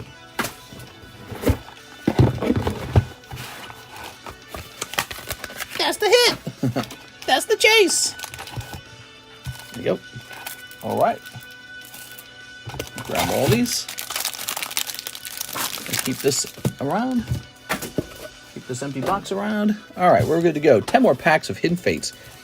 Even back in the day, this would have been considered a big order, guys. Let's hear it for Joseph Jones, man. He's been the big customer lately. Joseph Jones, Anthony Kalura, and Jennifer Yap. But to be honest, I mean, man, Edwin E. Lopez caught himself up pretty fast with one payment toward a slab. 2.5 thousand on that slab tonight. Holy Jesus, man. Tonight's a good night for sales, I guess. All right, you ready? Misty's Water Command. Nice. Garchomp. You got another Garchomp. How's that possible? There's so many shinies in the set, and you're just pulling Garchomps, which is not a bad thing. Garchomp's a good one. And here is a second Kartana. Okay, the set really wants you to have Kartanas. Geodude. Another Charizard. That's not a bad pack. The GX Charizard. Okay, here's Charmander. We got 3 packs left. You just need one big hit to pop out. Here's Deontay. Okay, it's getting scary. It's got to get one shiny full art. Come on. No. One last pack. Come on, man. Oh, brutal, man. Not even one full art shiny in that round. That is brutal. Woo! Maybe that first round gave you some extra confidence. But that is looking like, I don't know, like regular Hidden Fate's supposed to be honest with you. Hidden Fate's is a brutal set. Yeah, you were getting me all hopeful on that first box, I think. All right, let's get him a free slab to remember these times together. Let's see. Kartana, Garchomp, Charizard. Oops. Charizard, Kartana, Pinsir, Rowlet, Weezing. All right. Whew. That one was a brutal round, man. Very interesting. Joseph Jones, here's your bag. The last round was way spicier. Hidden Fates is tough. It is. If you could just pull the Charizard, that'd be nice. But yeah, it's an otherwise pretty tough set. And let's get him a nice little bonus card, huh? I'll tell you what. How about something to remember me by? What can I afford to actually give away and not be a broke boy?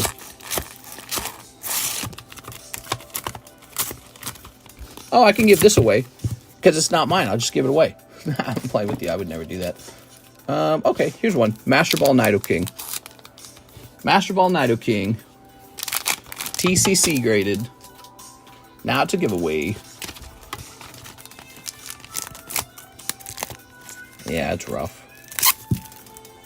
It's rough. I reserve the right to give away a free one every now and then.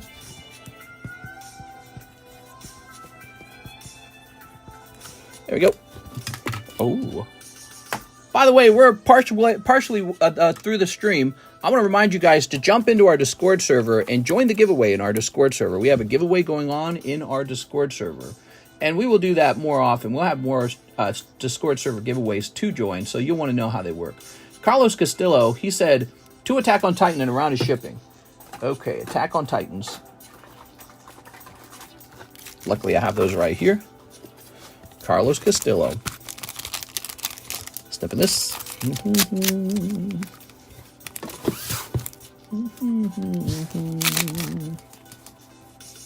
Here's a holo. Here's a holo. Okay, and here is a holo.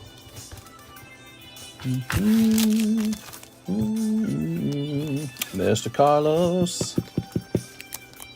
Zoink.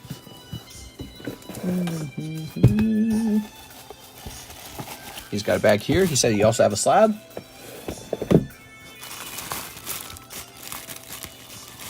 That's a nice manga. You selling it? Oh yeah, I was thinking of selling it for $1,500. What do you think? We're just showing it off. It doesn't belong to me. It's Mr. LaFlame's. We pulled it here on this table because he was going deep, so we're very proud of it. But it is his. All right, Mr. Carlos. Yeah, we like mangoes. Oh, carrier rates have changed. Yes, yes, yes. I don't care. There you go. Small order and shipping, please. Don't forget my slab. Oh, I'm going to forget. It's actually not up to me. It's up to Miss Alexis not to forget. Come on, Alexis. They call her Alexis, the non-forgetter. There you go. Shipping is a tough job. Okay. Cool. Looks like I ran through all the orders. Now we need to, well, Danny St. Amour has one, but he's on the refresh. So now we need to finish up Mr. LaFlame's pre-grade. Finish up. We're going to finish up. So, I feel like we've done one of these with your older stuff, LaFlame. Ow. Okay, what are these? Why are these priced? I don't even remember. These all have a price on them. Did I price these? Okay, LaFlame. Oh, I remember, because when I was creating the customs label, I was trying to track their value so I could make a claim on the label. So in here, you have a lot of fighter cards. To be honest, I don't really do fighter cards. UFC, although people have requested more UFC. Here's a little holographic 3 treasures complete. It's kind of nice. Let's see. Should be sleeping, but started watching about an hour ago. Still here. Yeah, you need to be sleeping, bro. What are you doing still up? Joe Mama told you to go sleep. So you got some holos in here. You know, we can pre-grade those, but I already know they're not going to grade 10. You know why? You know how I know this, Mr. LaFlame? Because there's like some unwritten rule. There's like an unwritten rule that Topps cards are not allowed to grade 10. Simple as that. They have to grade 9 or worse. Or much worse, in fact. So that's baggie number 1. You had some Topps square cut cards in here. Let's take a quick look at these.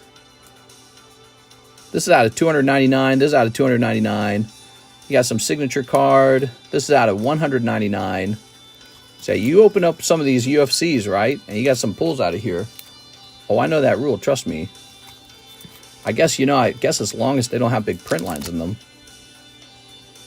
You know, it looks clean to me. I don't know about grading UFC. So you can grade UFC if you'd like. I got no clue about them. I don't have a lot of advice other than I can help you identify when they're too off center. Like this appears to have a print line right up here behind her head. Yeah, I'd say probably don't do this one. Well, I mean, it's a signature card. You can send it out anyways. All right. I see a speck there. Oh, the speck comes off good. How about that? Dust. This one's off center. Left to right. It's thin on the left. All right. Yep. Yep. You could grade these. I couldn't tell you. I couldn't tell if those were definitely going to be good or not. But they look like they on my first inspection, they look pretty good. I wonder how much a Black Label Topps Pokemon would go for. That's not bad looking. How about the back of the card? Oh no, it's got nicks right here and right here. So these cards will not grade. This card right here will not grade 10. Your orange card is not a 10. So there you have it. And now what about these Topps Pokemon? I love these Topps Pokemon. Let's get this little Ghastly done first. I don't know. Carefully grading every one of these is a really long job. You know, I'm going to say probably a 9 because I'm seeing a miniature dot there and a miniature dot there, and PSA is ruthless about that. No miniature dots. Even one miniature dot will make you lose the 10, but 2 of them, there's just, I don't think they'll let it through. Is this like sticking? How's this working? Oh. It's like a plastic card. It's like a plastic card that doesn't want to come out.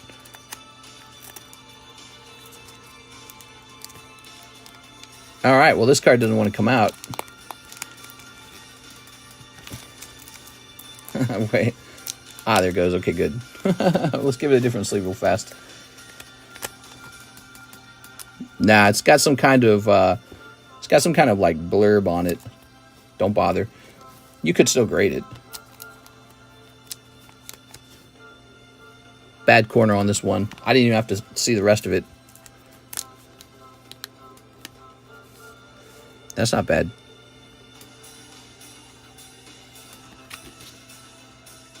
Oh, no, the corner looks bad on the back. Okay. That's bad.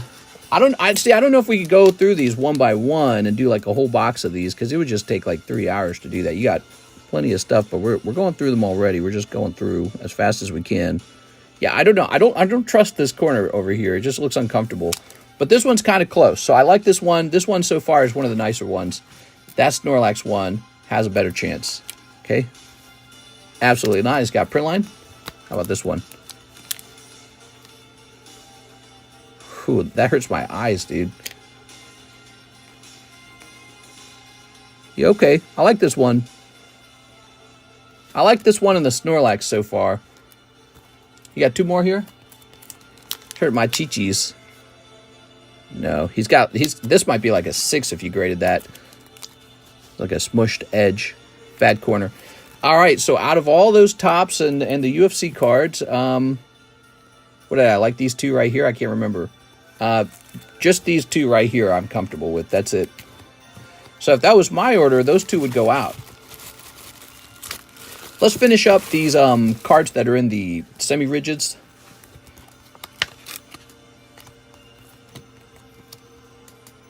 No, he'll get a 9.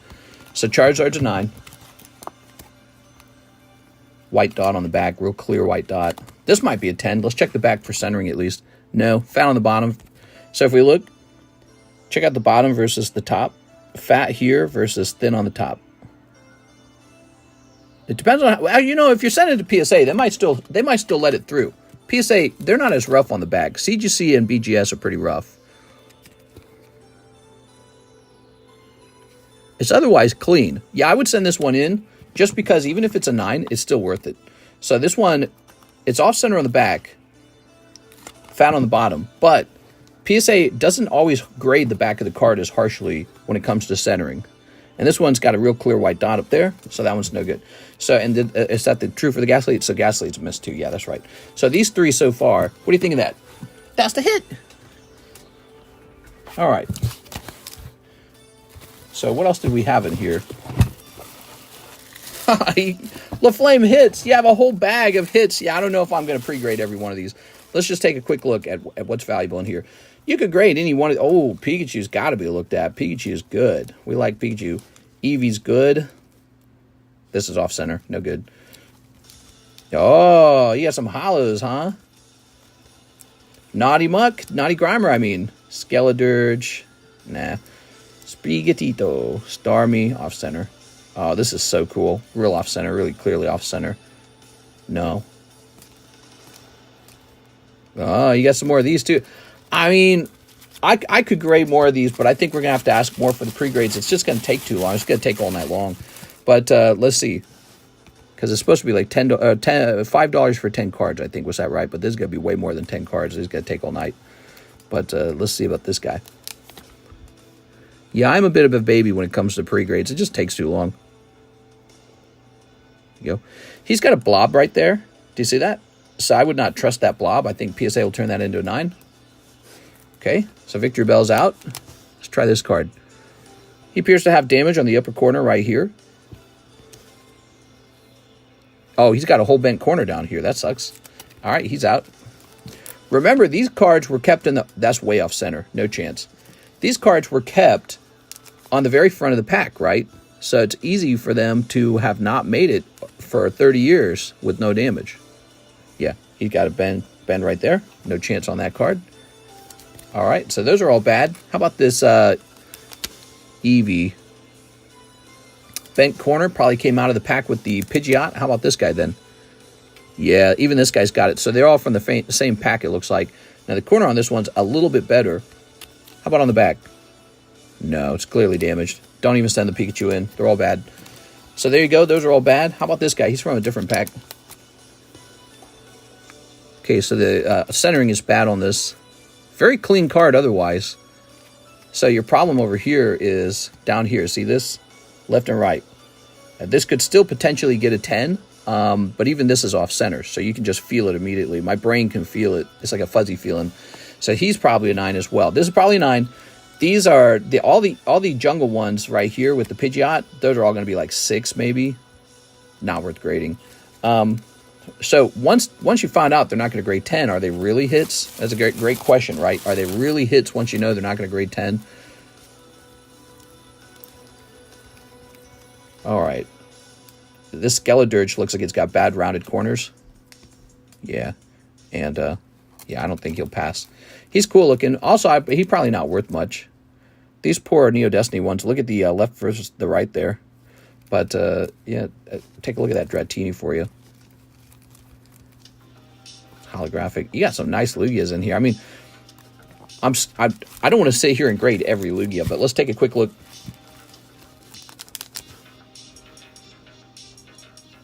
No, so one of the problems with your Lugia right away when we zoom in. So you can hardly see it, but the graders can see it in a heartbeat because it's their job to see it. So there's some problem going on in the center of the card. It goes this way. And it's clear that this card was sticking to another card that was in front of it. So this card has surface damage. Now, maybe the grader doesn't know that. So you're praying that the grader is an inexperienced grader. But if they're experienced, they'll see it in like 2 seconds and say, oh, that's a sticky one, it's out. But we sent in a Charizard that had a sticky problem one time, and it's still graded 10. So you can always send it in and pray. Look at the blob right there on that one. Little blob right there. Yeah. It's not bad. Off-centering on the front. I wonder what causes the blobs, you know, because these come out of sealed packs, right? So here is a Dratini. Also off-center, just like the Scyther. Nice and clean on the back, though. Yeah, I'd say 2 off center. You can take your chances with this, but it's like if they grade 9, you're really kind of not going to love selling them. They're going to take a long time to sell, and you're not going to make a ton of money on them or anything. So I don't know if you want to call them hits. I wouldn't call it a hit bag if it's already been looked at, but a couple of the cards in the bag have not been looked at.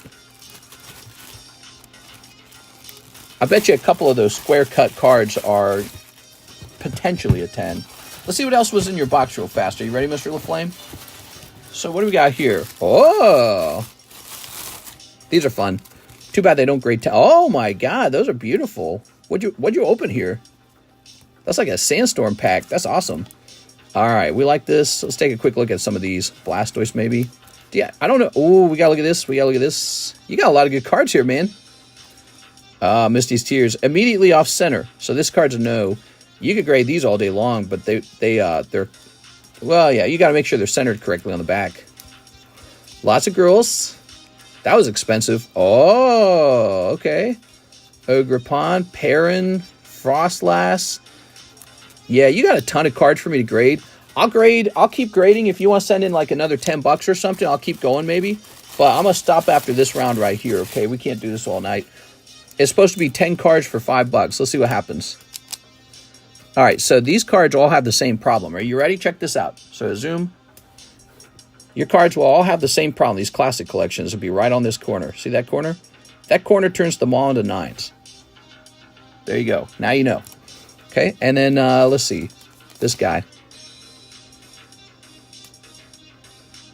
He's got a scratch. Did you get this? Oh, you got this from a PokeBruh. That's a PokeBruh. Okay, he just won't grade 10 because he won't. Once upon a time, I bought huge amounts of holographic cards from Japan that wouldn't grade 10. This looks great. This is very gradable. That's very gradable. That one will make you money even. Okay. Shows you that the money is in... Oh, good. Shows you that the money is in Weiss cards, you know. Because girl cards do sell. Thin on the top on this. Thin on the top. Ah, what a pity. Yeah, that'll probably be a 9. Now, let's check this card out and see if it's got the same issue as the other one. It's a little bit better, but it does have the same issue. Watch this. Now, look, we're down to 97 viewers, Mr. LaFlame. I don't think people like to watch grades right here. I think people get bored by grades. All right. Sent you 30. Okay, so we'll keep going. But again, let me run through some other people's bags and stuff. Not bags, orders. So with this Blastoise, he's a little bit nicer. I don't see the big problem right here. But now we're running into the next problem. This Blastoise is off center. See, the top is thin and the bottom is fat. So he still fails. So the classic collection, harder to grade 10 than you think. All right, and this one fails the corner problem. So he won't get a 10. Now here's Ekans. Oh man, I love these Sandstorm cards. White dot. White dot in bottom left corner. Upper left corner. Upper right, I mean. That one's clean. Clean. That one's got 2 dots. Clean. All right, so these fail. Ah, the Dunsparce fails, and so does the Vaporeon. That sucks. What made it? Of course, the ones you don't care about make it. That's how it always is, man. So this Shroomish can get a 10. This Zigzagoon can get a 10. And this Ekans can too. We can check the surface, the front surface. Clean as hell. Because they came right out of a fresh pack. So, you know, we're going through these. And look, we've dug up some gold. We got Ekans, Zigzagoon, Shroomish. This card's a moneymaker, I think. But look at all you've lost. So all these cards that initially looked like they were going to make something. Like this Dunsparce. Check this out. Where'd he fail? He failed on the upper right-hand corner and the bottom right-hand corner.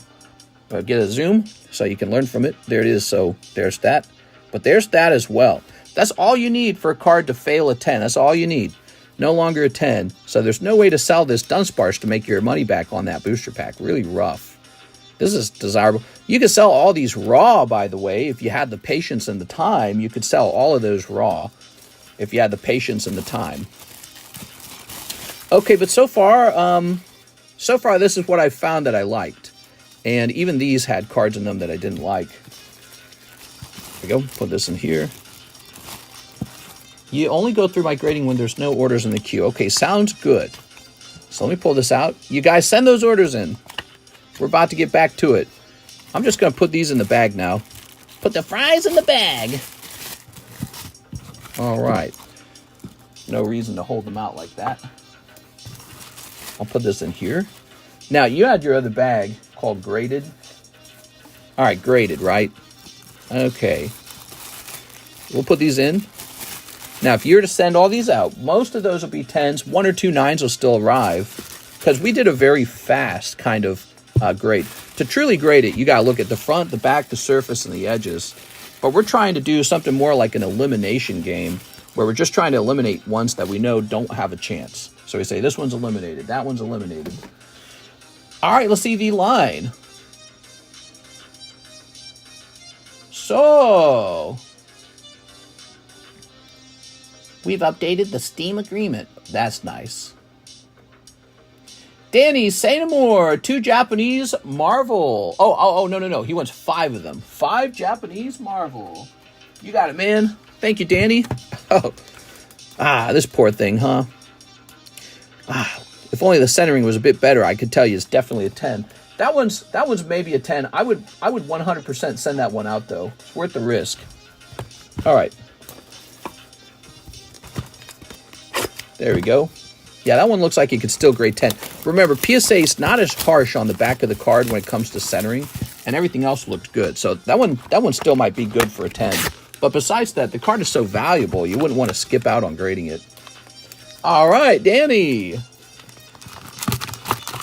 Those HoloLive basic boxes are hard to find and they shot up in price. Oh, yeah. 1, 2, 3, 4, 5. I think I got a Japanese box of it, didn't I? I don't remember. It is what it is. All right, let's start sneaping. Did I get a message? Here is a message.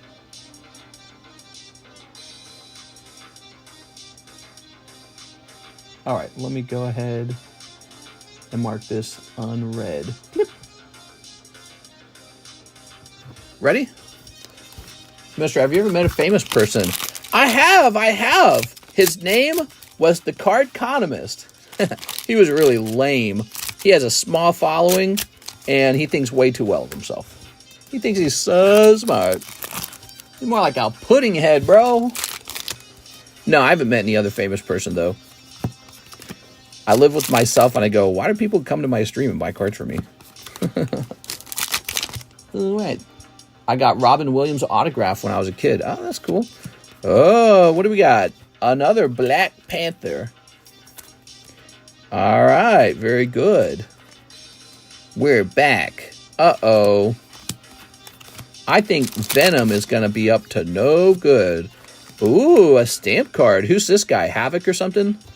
All right. Danny, say no more with a stamp. And here's a holo. Uh-huh. Ooh, that looks creepy. Here's Spatty Man. Spatty Man. Mr. sold me honey packs outside of Circle K. What? Toss this over here. Honey packs, huh? What are those? All right, very nice. Danny, say no more. Danny.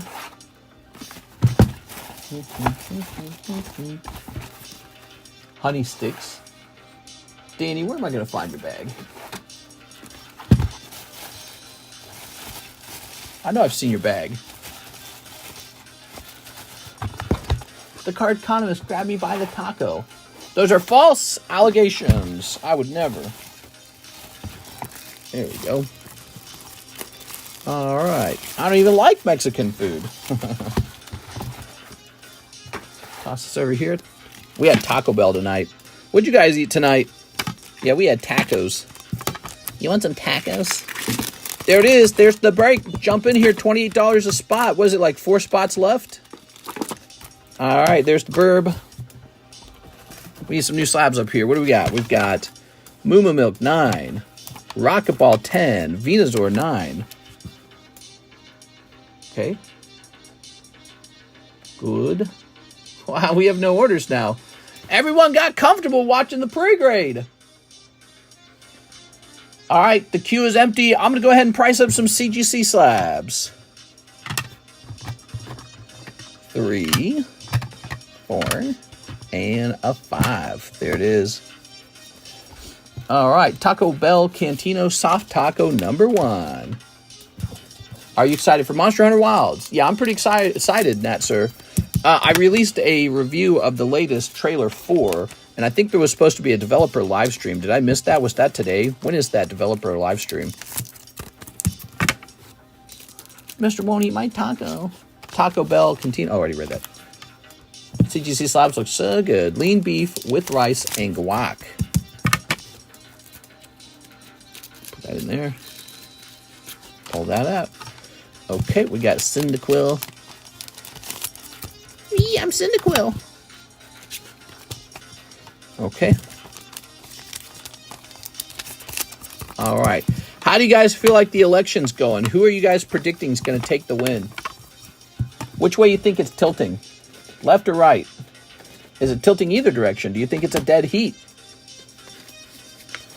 We are. I'm ordering. Give me a minute. Yay! All right. Here's Politoed. I'm doing math and crap. Just gonna say PSA 10, Politoed, reverse, Sky Ridge. So the cheapest buy it now for the Politoed, $250. That's PSA 10, $250. CGC 10 is, wow, CGC 10 is kind of affordable. Wait, so we got a regular 10, and what was the PSA version of it? I might be snatching this one. Hold on. Politoed reverse holo? Oh, I'm snatching. Let me think about it for a second. Maybe Japan. Don't vote, but Trump is the only one who can save us all. Trump! Trump, save us!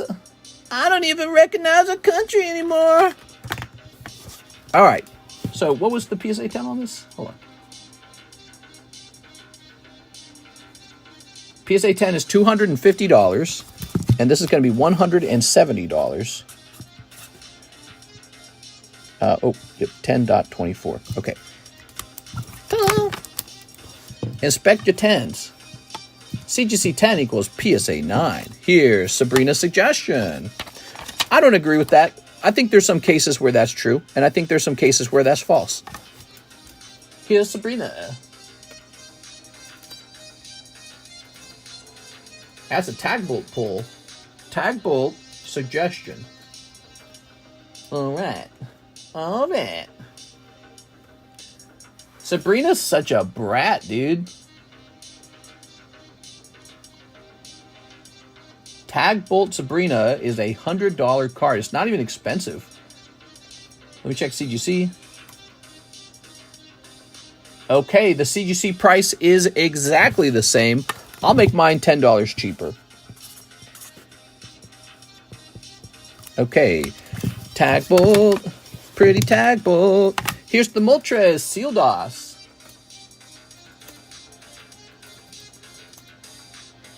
Seal DOS Moltres. No PSA 10 Seal DOS Moltreses for sale at all. No Seal DOS Moltreses for sale at all. How about PSA 10 Seal DOS Articuno?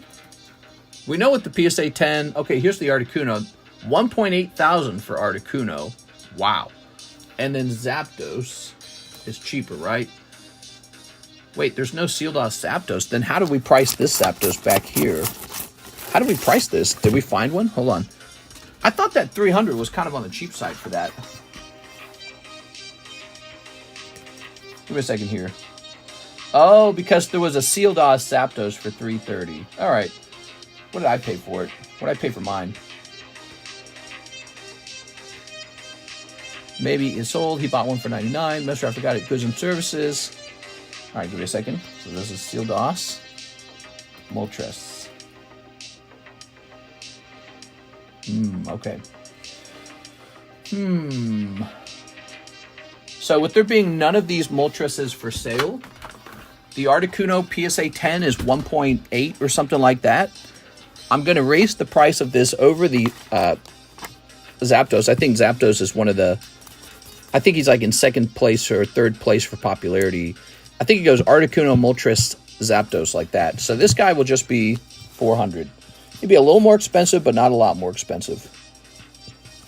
Okay, so we're just trying to be reasonable with the price there. There's none of these are for sale, but there you go. Now you got one for sale. All right, cool. I have ordered. Ah, yes, thank you. All right, here's the Cyndaquil. Cyndaquil. Let me get this as well. First, Neo Destiny. Cyndaquil. There you go. I forgot. Is it goods and services or friends and family? If it lets you do friends and family, you can if you want. Other than that, I would just do, goods and services. And if you do send it friends and family, maybe don't. Well, no, just do goods and services. Goods and services is fine. We always do goods and services. All right, so it looks like we're going to do...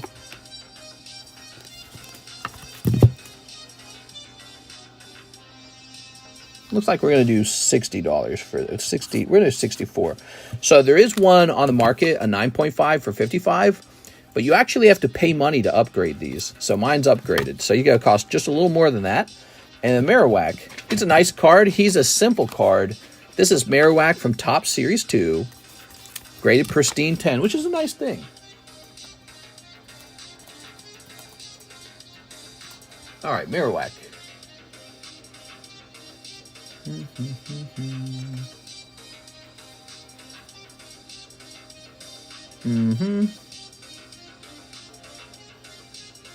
The PSA 10 version of this Marowak is $70 for the PSA 10, and that's the non-holo, $70.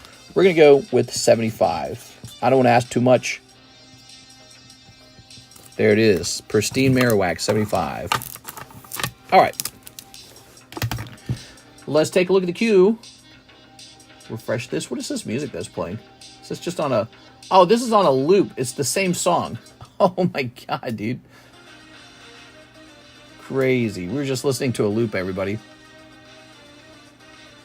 All right.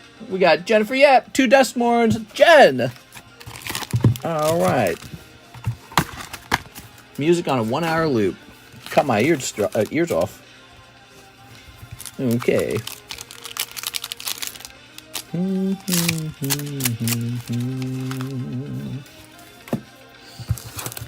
Tossing this over here. What do we got? Here's Glimmerburst, Hardened Escort. Yeah. Flesh Burr, go on. Cackling Slasher, Living Phone, Trial of Agony. Like Saw. Look, it's got a Saw down there. Sawblade, Skin Ripper, Fear of Isolation, Plains. Oh, yeah. Who doesn't like some Plains? Look at that pristine 10. Now, that's a nice card. Okay, and here is this. There we go. And here's Chainsaw from the Chainsaw Man. Vroom, vroom. Curata Beastie, Kona, Soul Warden. Oh, the Warden of the Souls, the Soul Warden. Okay,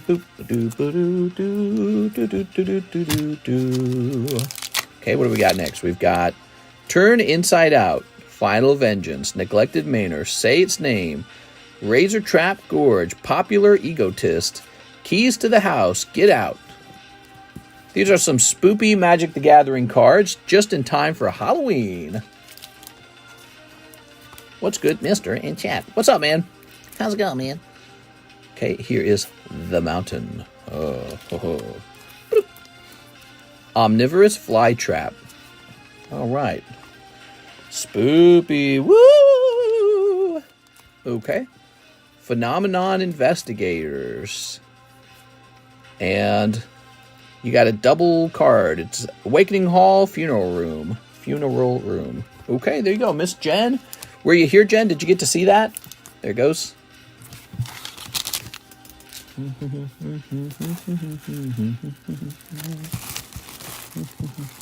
Man, we had 120 viewers, and I started doing those pre-grades, and it says now we have 107 viewers. Do you guys feel that the pre-grades are no fun to watch? Somebody give me honest feedback. How do you guys feel about them? Obviously, we can't ask the people who left. There we go. I'm worried that pre-grades causes people to click off the stream. Jennifer Yap. Just closed up the bar on my way home. Wait, I want one more drink. They suck. I like pre-grades. Here we are. On a slow night, it's cool to see some rare stuff. I like them. You left a gold dawn in one of the PRB bags. I like it. All right, check out all this. Beautiful. Pre-grade Ds. The pre-grades make me wish I was rich. Do you like to pre-game? I'm a fan of them. I like pre-grades. All right, next up we got Robert Wright. Hey, Robert Wright. I haven't ordered in bloody ages. How's it going, big man? The UK's gone. Let's hope Trump gets in to save the world. Robert Wright, I was just thinking that what we could do is put people in jail for their social media posts. If we could just do that, we would finally have peace in the world. And finally, the government would spend its money on the things it needs to spend its money on. Healthcare, no. Housing, no. But if you've got a political opponent who says something very bad on social media, then there is plenty of money to put people in jail with.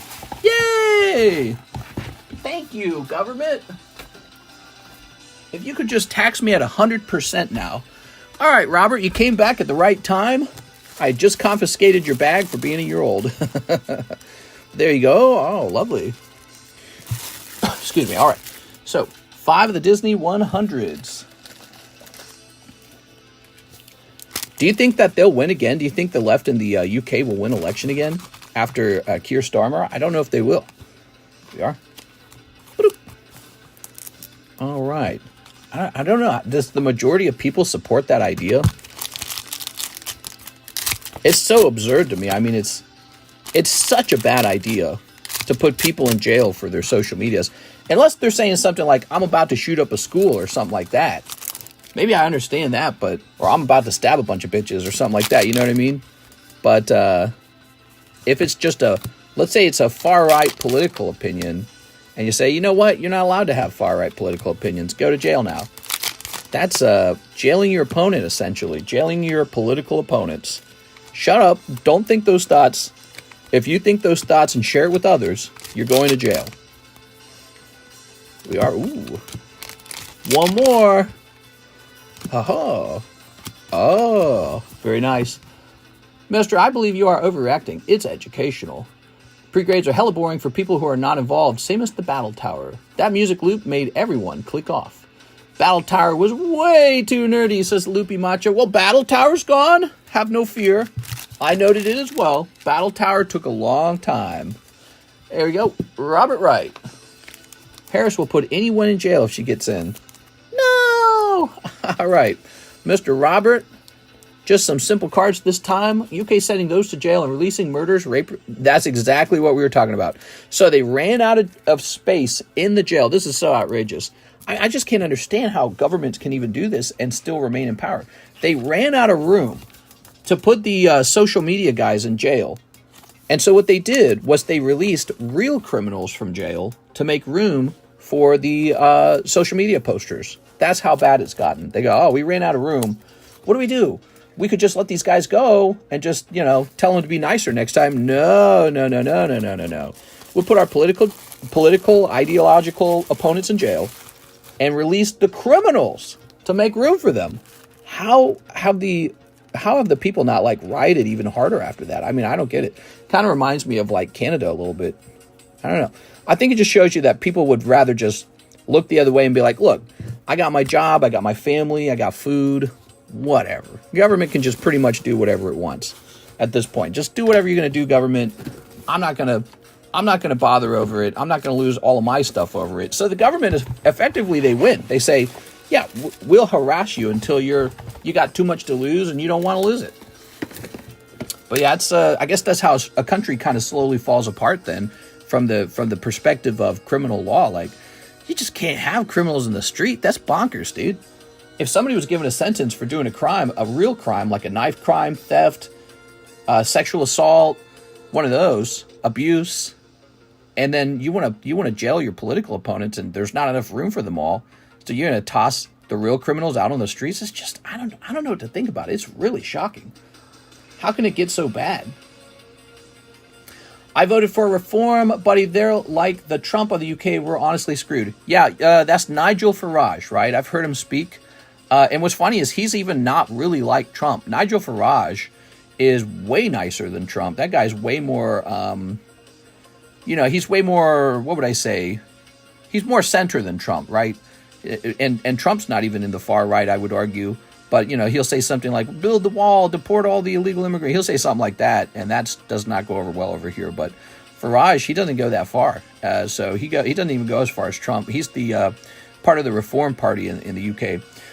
Police asked me to remove my England flag from outside my house.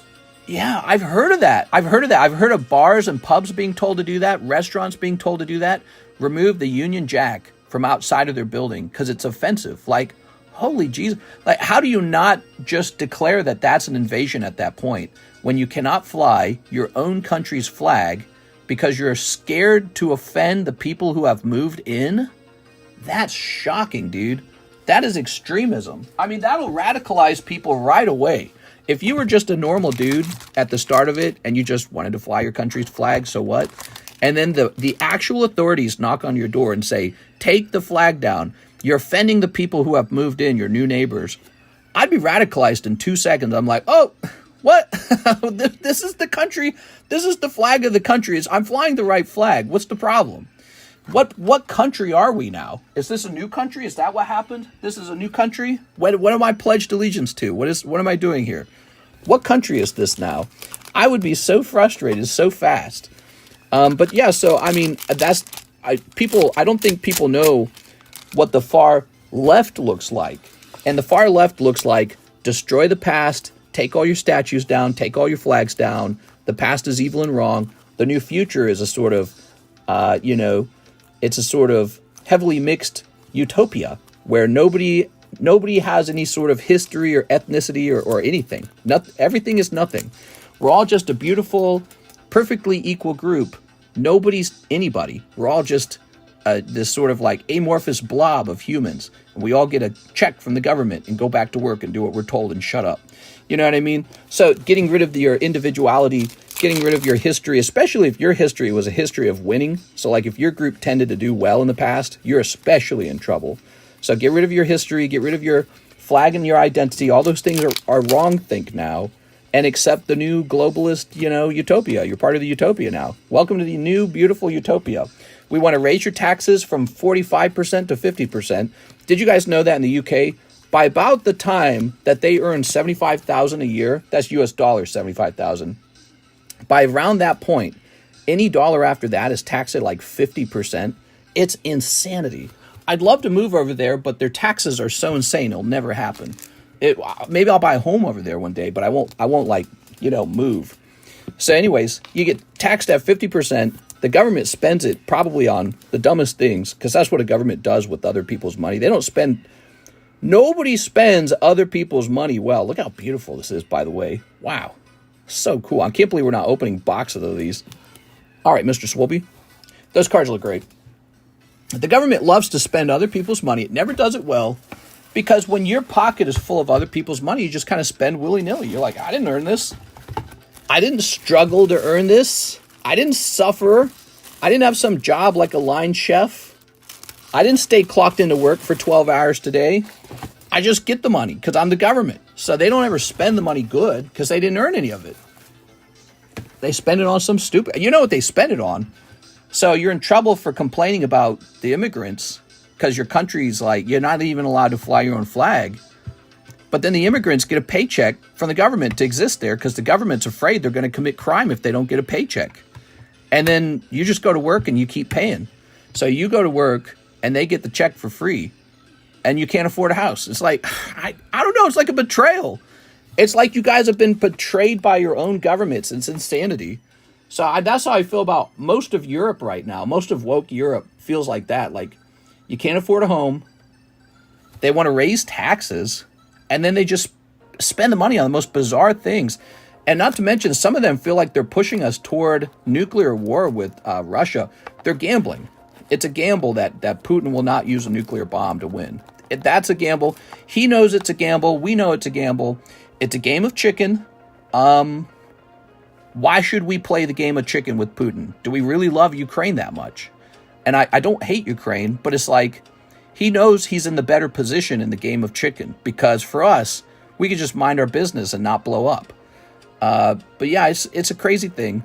But they need more money so they can send it over there to the war, and they need more money so they can pay people to live in your country who, frankly, will never love you. They'll always feel a separation from you, and it will always be difficult, and it will never be the utopia that is part of this sort of like visionary, beautiful, progressivist, concept that just never plays. It's not playing out very well. I mean, it plays out when everyone's wealthy. It doesn't play out when everyone's poor. So you can absorb as many people as you want when you have the funds to take care of everyone. But the world's not like that right now. And I think people can't imagine it not working. But look at the countries that people are pouring out of. They're already failed countries. So if you can't imagine a financially broke country and what that's like to be in, it could happen. It could happen in the UK. It could happen in the United States. It could happen in Germany. It could happen in France. And it's just terrible. It's just terrible. It's going to lead to extremism. It's going to lead to violent riots and violent police and policing. You're going to be spied on by the secret police. Hey, knock, knock, knock. We saw the memes. We saw your Facebook. Straight to jail. Oh, this jail cell's full, sir. What'd the guy in there do? Oh, he sexually assaulted a woman on the streets. Get him out. We got a real terrorist. He said something mean on Facebook. Holy shit, dude. That's crazy. It's so crazy to me. It's like utterly crazy. But that's what you guys are doing. And it's like, how do you guys got to like fix it right away. But, maybe people are, maybe this sort of catastrophe is all that is needed to wake people up and be like, all right, it just can't be this wild. There's got to be some common sense here. I don't know what will happen in the UK, but I like the UK a lot. And I hope they figure it out. Exactly. I tried to argue it, but they sent the policemen to knock on my door as it's offending people. Since when are them being offended better than my freedom of speech? It's not even freedom of speech. It's just normal.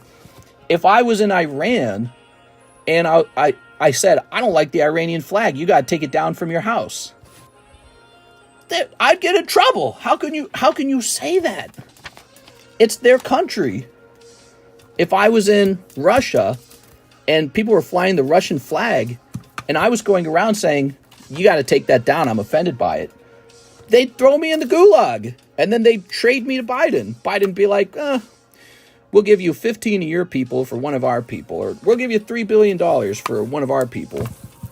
So, yeah, I mean, everyone else gets it. How is being woke and progressive taking the country down from your own, taking the flag down from your own country? That's not woke and progressive. It's self-hate. It's just self-hate. It's the opposite of self-preservation. So whoever's for this stuff, they obviously do not care about your country. And if it's your fellow countrymen, fellow people who are actually British, because that's the thing. If it's actual British people, I'd say kick them out, dude. I'd say you gotta go, man. You don't want to protect the country. Why should you be in here telling us to get rid of our own flag? You're insane, dude. The country's gotten too comfortable, but that's like a civil war, essentially. That's what they talk about here in the U.S. too, like civil war. But yeah, you can't have your fellow Britishmen telling you, oh no, throw the Union Jack away. We're getting rid of all this stuff. Like, what are you talking about, man? Where we're going to evolve into some beautiful kumbaya utopia. It doesn't work that way. It never works that way. It's always a subjugation. It's always a hierarchy. It's always a battle for power and resources. Especially now, there's not a lot of resources. Especially now. There's not endless resources for everyone. That's the problem. That's why everyone's pouring in. There's not enough resources as it is. Yeah, just come on in. We'll pay for you. What the fuck? What about all of our young people who can't afford a home? There's so many people who can't afford a house. Yeah, we can just afford everyone. There's some billion people who could just pour into your border right now. Endless people who will move in for free stuff. How do you reckon with that? How do you reconcile with that? This idea that, hey, we can just do socialism for the whole world. I always thought the British people were smart. That's not smart at all. I thought you guys were smart. Where's the intelligence? It's hard to watch. It's not smart. It's like financially super low IQ financial. I don't know how to describe it. People have to see a collapse or wake up before the collapse, one or the other. But there's a collapse coming. There's no way, dude. There's no way. You can't fly your own flag. Your government's going to pay for other people to live for free, people from foreign countries. And you guys can't afford food and home and heat.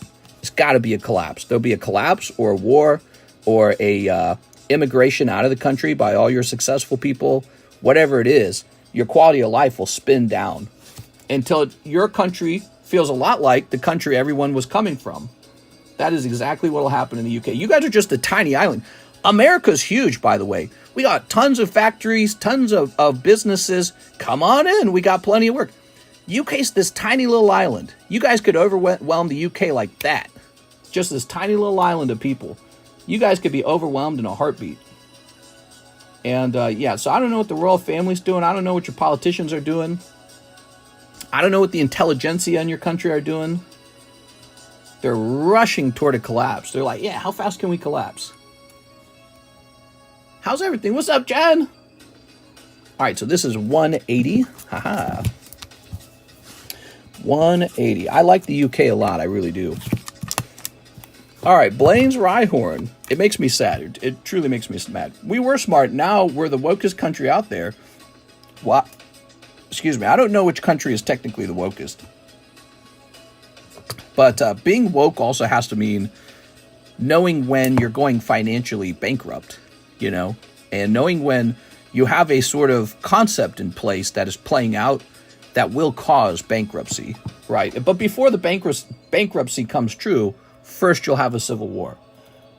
Before the true bankruptcy arrives, there'll be a civil war. And it's like, dude. Or maybe there'll never be a civil war. But there's the third concept that I always hold on to.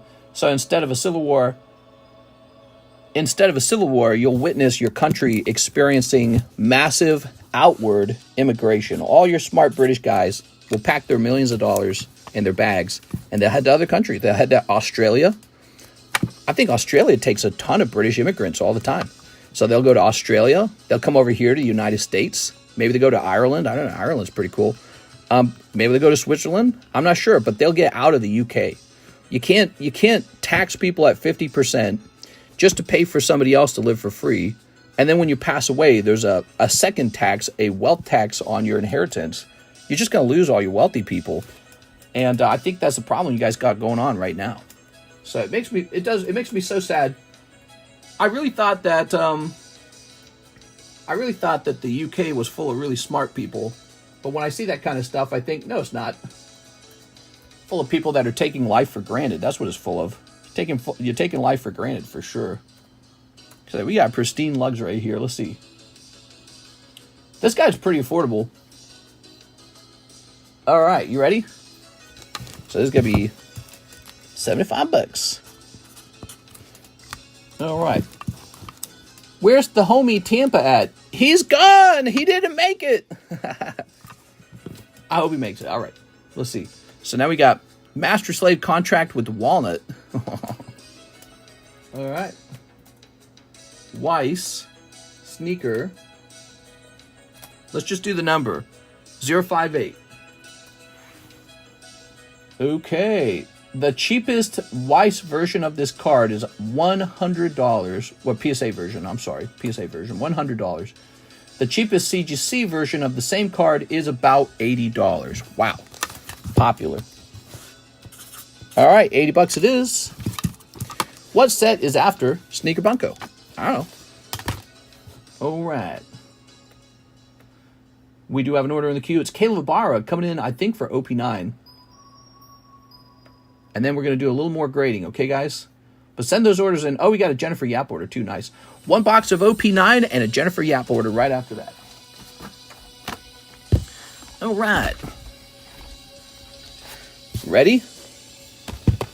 So I'm quarter Filipino, but the rest of my genes are all UK genes. I got a bunch of British, a bunch of Irish, and a decent chunk of Scottish.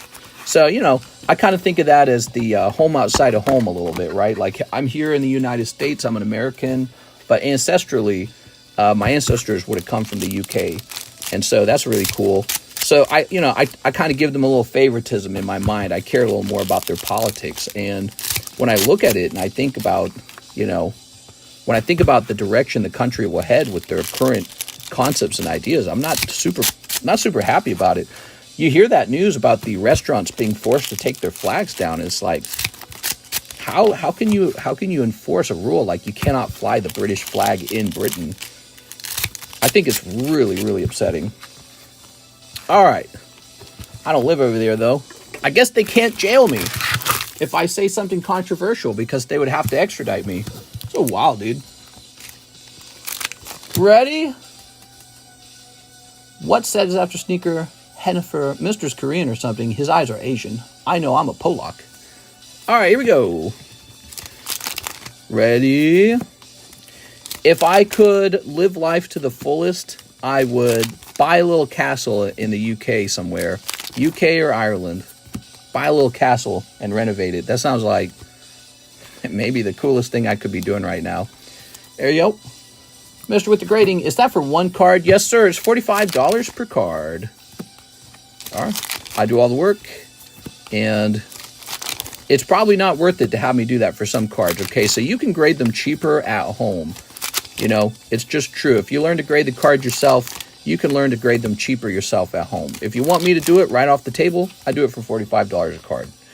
Some people have me grade really fancy cards because they know there'll be an upcharge for them anyways.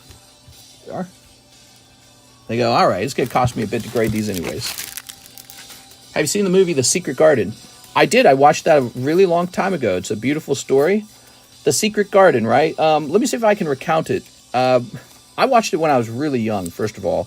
But isn't it the story of a little girl who's taking care of a sick boy in a wheelchair? Turns out the butler's poisoning him. But it's sort of like a therapy story because she kind of helps him. He's got a very negative attitude. She kind of helps him. And they find a secret garden that used to be the garden where his parents would be happy and in love together, right? Isn't that it? You are? I should read that book or watch that movie. I watched that. I must have been like 10 years old or something. I was really young. It's a great story. The concept of it, very sweet. You are? It's like, you want a secret garden with your loved one. The music is epic. Yeah. I actually remember that. I remember the music being good. Here's a holo. And here is... That's a really old movie, though, right? His parents did the dirty in that garden. Hell yeah, dude. But yeah, he was being, poisoned by the butler. And so when the girl finds that out, her life is in danger. But she manages to escape and warn him, and the butler's caught. And then the boy, recovers, right? Isn't that it? There we go. 90s movie. Yeah, really old. All right. The 90s is old now. Caleb Ibarra, you got the girl in the crown. She's looking kind of like Slenderman there with her arms, man. I don't know about that. All right.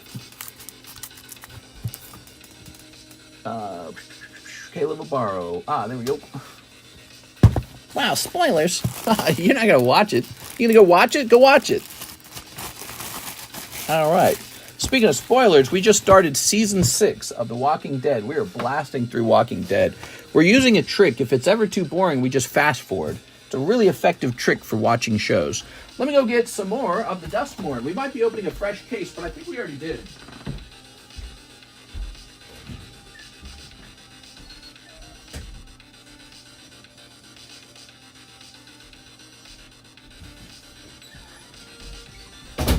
Oh yeah, this is coming right out of our fresh case. Boom. I skipped through all the chit-chat. I'm on Season 5. Yeah, exactly. The character development takes so long, bro. There you go.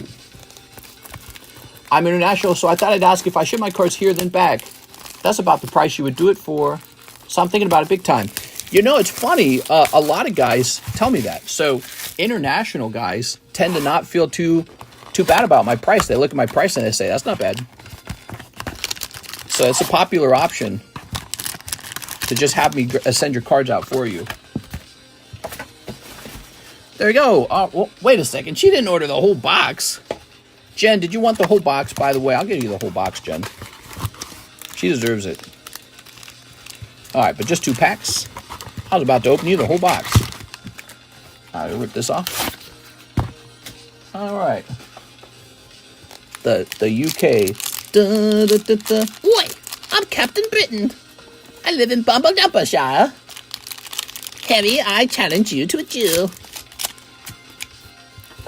Yeah, so easy to make fun of the British. How many packs in a box? Looks like 12, maybe? I think it was 12. 12. There we go. I live in Bumbledumpershire. Ooh, Bear Trap. Jump Scare. Lionheart Glimmer. Jen, I'll do the price of 11 packs if you want to open a whole box. There we go. Reluctant Role Model. Okay. Boop. I'm on season 5. Carl. They keep introducing new characters that are totally boring. Spider. Ooh, creepy. Here's Toby, Beastie Befriender. Okie dokie send. Jen! Hearing Mr. Zoy's the funniest thing I've ever heard. Wait, what's all this then? Alright, you got some of these holos. I never know if these early holos are worth a lot of money. Fear of being hunted. Ugh. Dang, Jen with the hookup. Jen with the hookup. She got to pull a spicy sexy card is what this means. Because you got to get one spicy sexy card if you open a whole box. Vagina's Onslaught. The Lord of Pain. Kino. Here's Peer Past the Veil. All right. What the heck is the chase in Magic? Some kind of big scary monster is the chase card.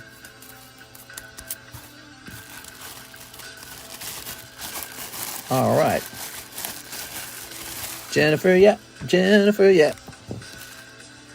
Miss Jen. Oh my. It's okay, we take the piss out of Americans as well, but our banter is a bit more extreme. Ahaha. Dude, I love the sound of the Scottish accent. It's such a nice thing. I'm gonna head over to Scotland, man. Karis and I talk about that all the time. Okay. Additional pack. So, Jen, you sent for an additional pack. Here you go. Ta-da!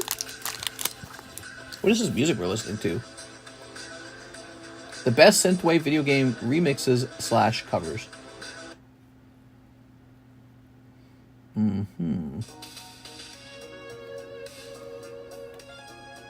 Let's jump over here. All right. Sleep. All right. We got Vicious Clown, Balemerk Leech, Killer's Mask, Saw, Swamp. Look at that Swamp. Australians have the best accent. Wait. Here's Enduring Innocence. All right. Seance Board, Ghostly Dancer, The Swarm Weaver, Demonic Council. I like Australia too, by the way. I showed Karis Australia and she's like, let's go. Australia's got nice beaches and warm weather, so it's really tempting. There you go. All you need is $1 million to buy a home, so cheap and affordable. There we go. Ho-ho. Valgavoth, double exposure. It's going back and forth with Fractured Foil of Overlord of the Haunted Woods for top hit. Ooh.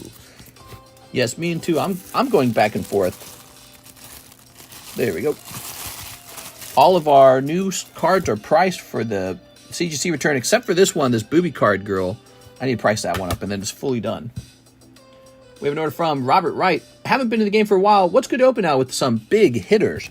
Wow, I mean, it depends on what you want to open. You want to open Pokemon. We got this Metazoo break. We got, here, let me show you the packs. Okay, you ready? So here's some of the fresh stuff. So this is Nightfall Metazoo.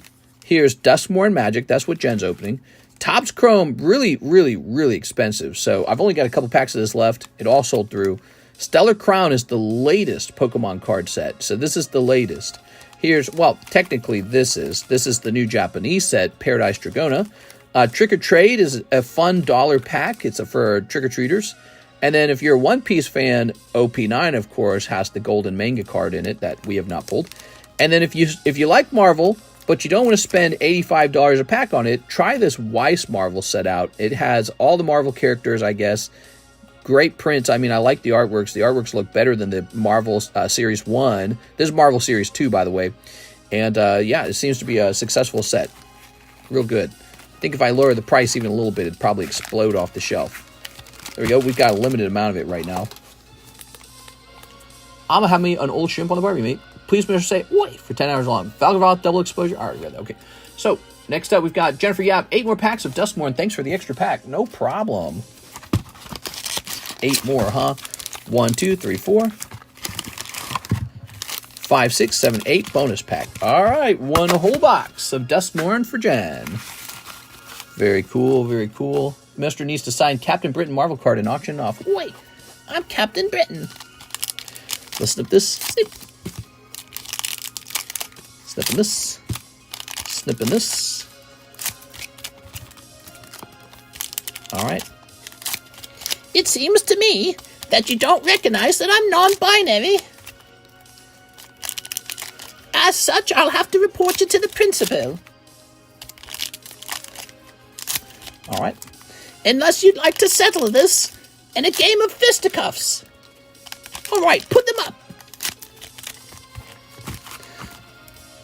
That's how I imagine British people talk all the time. Jennifer Yap, you ready? Cult Healer, Possessed Goat, Fear of Abduction, Intruding Soul Rager. Ooh. Look at that mountain.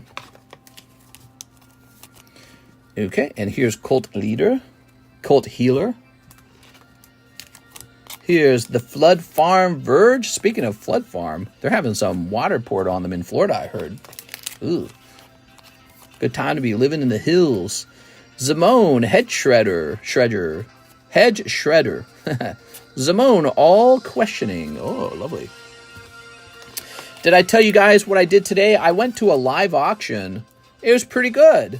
It was cool, man. They had a guy that chanted or whatever. You know, going once, going twice, sold. They had that guy. And so it was really neat sitting there listening to him do his little, like, I don't know, like, auction rant. He was really good at it. 75, 75, 75, sold! Here's planes. Ooh. All right. It's really interesting. It takes place in, like, this gigantic garage. It's like a warehouse, right? And it is just packed to the brim with garbage. There is so much stuff in there. You're like, what have I walked in on? Ooh, sacrifice. Spoopy. $1 now, $2 now, $2 now, $3. Yeah, he was really good at that. $1, $1, $1, $2.50. Can I see 3? But he was just chanting it super fast. He explained that he had been doing it for 57 years. He'd been doing auctions. 57 years. He was the owner. And so the owner was the guy. Well, there were 2 of them. And he would trade places with the other guy. So, but the owner was clearly better at it. And he would tell some funny jokes while he was doing it. So he was like an entertainer. It was really interesting. Because he would host the auction and then he'd joke a lot. So it was like you would go there. And they had hamburgers, dude. They had hamburgers on a grill, indoor grill. So they'd be grilling some hamburgers indoor. You get some popcorn, you get a slice of cake if you wanted. We didn't do any of that. We ended up going to Taco Bell. But yeah, I mean, it was like tempting, at least. We're like, man, we get a hamburger and a drink. They had 2 different types of tables. They had 2 different types of seating. Food seating, so you could sit down with your food and bid while you're eating. And then they had seats that were really close to the item being auctioned off. And now the main problem is, I just didn't see anything worth buying. It was like all this weird stuff. Curator Beastie, Kona, Gloom Lake, Leyland, and Horror. Ooh. Did you get the cop card? No. I mentioned it, but we just wanted to look at it. So I guess I don't truly understand how bidding on the cop car works. But I told one of the handlers that I was interested in the cop car. He's like, that's great, $12,000. I was like, okay. And I told him I wasn't interested. The cop car had 112,000 miles on it, and it just looked kind of beat up. And I looked at it and I said, that's all right. Because we're hoping to get a car that's under 100,000 miles. We don't want 100,000 miles. And but it sure looked like a powerful car. But, you know, and it had like the ramming device and it had like the device for the light. So it was pretty interesting. It clearly looked like a cop car. But yeah, they wanted a lot of money for it to be having a lot of miles on it. And I thought, I don't know, dude. LMAO, 112,000 miles. Yeah, he didn't ask me to bid. He just told me what the price was. I was like, oh. But there is an auction for a piece of real estate. And we might bid on it just to see what it's like. Because we have... Oh, what's this? Wow. I've never seen this one. This one looks crazy looking. Jen, what is this? Look at that. Creepy. Wow. I don't know what it says.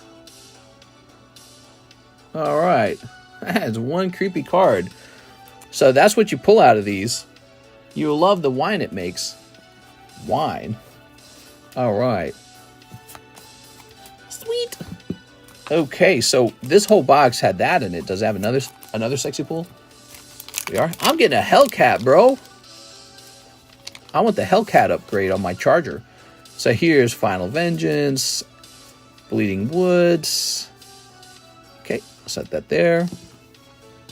No, but you know, we'll keep an eye out because we mentioned we wanted kind of a low mileage car, and they said, "Oh, you should have been here last week." And I was like, "Okay." So my mind that told me that they do get low mileage cars. That's the fractured foil she got a few days ago. Oh, very cool, very cool. Here's Swamp. Is it a top pull? Here's Unidentified Hover Ship. Fractured foil. Okay, Zamone's Hypothesis, Marina, Blazemeyer Verge, and Omnivorous Flytrap. Looking real crazy. Looks like 3D. All right. The property that is going into auction, by the way, is on the same road as my other little property, so I could just own both of them on the same road. I got a little house, and it's a rental unit, and I could keep that, and I could buy this next one, and just get them both rented out, maybe. Okay, here's Mountain. Oh, it's a temptation, but I don't know if it's a good idea. I guess it might be a good idea if they decide to build a casino out here, but I won't know that till November. But the house is going into auction in September, so I don't know. Convert to Slime, Overlord of the Mistmoors, Meat Hook, Twitching Doll. Ooh. Mister's going to own all the Ozarks before he retires. No, we might not do anything like that. Karis and I talked all night about what we wanted to do, and we can't figure it out. We don't know what we want to do. We don't know if we want to stay here, or if we want to like move to New York, move to California, move to Hawaii, move to Florida, move to... We talk about moving, then we go, I don't know. Do you want to move? I don't know. So we're not sure what we want to do, but we got a little chunk of money saved up to do something with, and we're thinking about moving. Here's Forest. Ooh, Meat Hook Massacre is a good one. Is it? Where's Meat Hook Massacre? Not in here. And rat. Very nice. Karis and I have been living in Missouri our whole lives. Toby. Ooh, look at this. You're getting double pulls here. The Master of Keys. Cool, man. Legendary Creature. The Master of Keys. Look at that. That's neat. Well, bonus. Come Back Wrong. And wow, look at that, man. Oh, that's a textured one. This is called Nico Light of Hope, or Nico. Zoom time. Do you see this is textured? It's textured just like a Pokemon. Wow, that's cool, man. I'm noticing a pattern on when the hits come out. There's a little telltale improvement to the pack where you also get this additional holo. Each time we pull a major hit, we've seen that occur. That's double exposure. Oh, so etched. See, I have a term for it too. It's called an etched card. They don't like to say that. They like to have some special rarity. No, it's an etched card is what it is. It's got etching. 3D etching. All right. Well. Neglected Manor, Fear of the Dark, Clockwork, Say Its Name, Sheltered by Ghosts, Saw Blade. That's very cool. Speak of the Devil. Wrath was talking about it. There's one. All right, let's go ahead and put this in here. Wow, what a box. Here's Island. Oh, Island. Bazoink. Here's Overlord of the Hauntwoods and Walk-in Closet. So I'm just starting to get this feeling like many of these are almost like common packs. You know, you get a sense of what a common pack is, and that pack was not a common pack. It came with an additional holo and the double exposure card, or I'm just going to call it an edged card. Bashful Beastie, Trial of Agony, House of Cartographer, Plains. I notice if I yap about not getting hits, we get the hits. It's labeled textured, but they have texture plus other foils on it. There we go. Okay, Enduring Curiosity, Glitch Interpreter. Hey, it's Harry Potter. Unidentified Hovership, Enduring Innocence, and Razorkin Needlehead. Ooh. That's it. What'd you think of that round, Miss Jen? Nico, Light of Hope. How much is this Nico Light of Hope worth? You got 2 lovely cards out of here. Is the Nico valuable? Never wanted. We never get wanted posters. 3 wanted posters in a week. What? That's true. Let's see. Nico Light of Hope. M0410. All right. Oh, there's none for sale. Is that right? Let me check sold. I can't find one. 50 raw. Actually, I think I'm seeing them sold for around... I see one that's sold for 90. 90, wow. All right, ooh, headache. Where did this headache come from? Okay, there we go. Headache passed. Probably just me having a stroke. Probably just me having a... what happens when your vein pops? I can't remember that term. Very sexy. All right, pop this in here. Plus, you get all the other cards. It's like a whole bag full of cards. Ta-da! Aneurysm. Just the aneurysm. Shouldn't joke about that. I have an aneurysm one day. There we go. It's all the lights, man. You get this lights right in your eyes. I should host this stream with sunglasses on. Like an old person. I bet they would go to $100 easy with how hard they are to pull. Yeah, hold on to them and potentially even grade them, I hope. I like to see things get graded. And I'm more of a grader, not a I don't play the game. All right. I think that Magic players need to embrace grading all the cards. It will make the hobby go way up in value if you do that. Don't die. Yeah, I'll try not to die. All right. I'm going to die from butt cancer from sitting on my butt all day, which is apparently bad for you. So, that was Jen Yap's big order. Thank you so much, Jen. We have an empty queue. You guys can send in more cards if you like. Let's go, or send in more orders if you like. Let's go ahead and grab this. All right. So, that's our free slab. Let's go ahead and give out some spots. Roll it. Joseph Jones.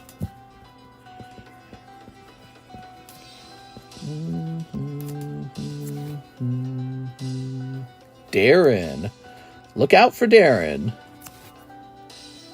Bear in the Woods. Bear in the Woods. NHCC. J-Fell.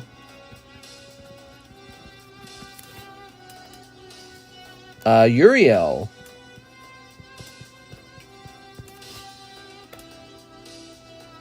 Shockwave. Oh, wait. This should be 6. And this should be 7. Shockwave. There goes.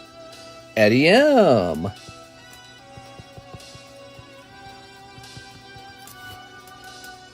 Adrian. Adrian!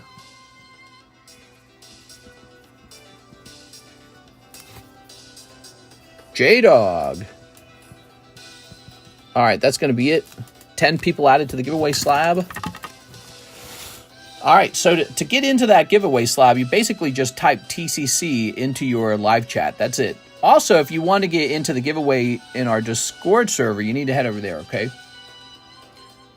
All those ETB effects bouncing. The issue with MTG compared to Pokemon and others is extremely player-heavy, more so than collector, so grading has never been that big outside of the Ultra Vintage stuff. Who got that last TCC? Somebody named J-Dog. All right. Cool, man. We need to do more pre-grading. for Mr. LaFlame in a second here. Oops. But first, we're going to take care of Javier, 2 Weiss Marvels, 3 OP9s. Okay, 2 Weiss Marvel, 3 OP9s. 3 OP9s. There it is. Very good.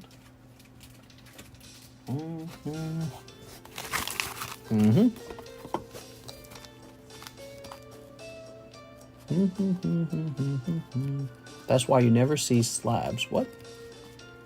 All right.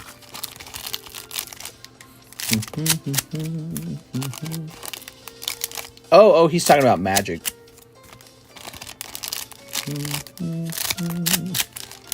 I feel like Pokemon has a player base too, and also gets a lot of cards graded. But I feel like the difference is this. Pokemon has like these super collectible cards. So if Magic the Gathering had designed their playable cards to also be collectible, then you would just have a bunch of people grading Magic cards. But when I think of Magic, I can't name a single character that's like Charizard. Could I do that for Yu-Gi-Oh? Yeah, Dark Magician Girl or Blue Eyes White Dragon, right? I could do that for Yu-Gi-Oh. Could I do it for Dragon Ball? Sure. You got main characters in Dragon Ball like Vegeta or... why am I struggling to remember the names in Dragon Ball? Goku, there we go. Goku. I'm not a Dragon Ball fan if you didn't know that. So Goku. How about Final Fantasy? Sure, you got Cloud, Sephiroth, Lightning, and probably more. So lots of brands. Like, how about Marvel? If there was a game made out of Marvel, yeah, it's super easy. You know, it's like literally just main characters. What about Disney and Mickey Mouse? So, but when I think Magic the Gathering, I can't think of a single collectible like mascot or anything. So that's the real problem with Magic. And they need to fix that. They need to develop a Magic the Gathering, mascot, and do it sooner than later because they're just leaving sales on the table. There's all these sales they could have, but they're not working on it. There you go, Chi-Chi. Black Lotus. Yeah, I've seen that one, the Black Lotus. My thoughts on the Black Lotus is that from an outsider looking in, see, I didn't play Magic, but from an outsider looking in, it's just a picture of a flower. I mean, that's cool and all, but it's just a picture of a flower in the end. And Charizard's a dragon, Blue Eyes White Dragon's a dragon. Famous Mickey Mouse, you understand him instantly. SpongeBob's a better brand. SpongeBob's insane. Marvel's loaded with, characters that you can recognize. It's just that Magic never did that. Magic never made characters that were worthy of being licensed or copyrighted. Javier Arroyo. So that's the reason you don't see as many Magic cards get graded, is because, what would you even grade? And I think that sometimes Magic guys sort of compensate for that by saying, well, it's a playable game. Well, all the games are playable. They're all playable. You could play any of these. But the difference is some of them actually have collectible characters. Like Yu-Gi-Oh's playable. People play Yu-Gi-Oh! There's Yu-Gi-Oh! Competitions. But people actually collect Dark Magician Girl and Blue Eyes White Dragon. So Magic really ought to work on that and develop it, in my opinion. Magic doesn't have a constant story. They use a multiverse story realities to keep it fresh. That's cool, but despite that, they should have a mascot. Like, look at this. Even Metazoo had the Mothman. Bada bing, bada boom. They're done in 2 seconds. So even Metazoo developed a mascot where you would chase after him and he would be a chase pull. And Magic they just didn't do that for whatever reason. I consider that a design flaw. So they're think of it like this. They're very, very good at hosting a game, but they're not good at telling a story and creating memorable characters. That's a flaw. That's not a good thing. That's a flaw. You can spin it as a good thing. I consider it a flaw. It's a loss.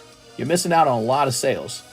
All right, so I'm going to take care of Jen real fast, and then she says 2 Topps Chrome Marvel. You got it, Jen. And there we go. We got 2 of these. That means I got 1 pack of this left.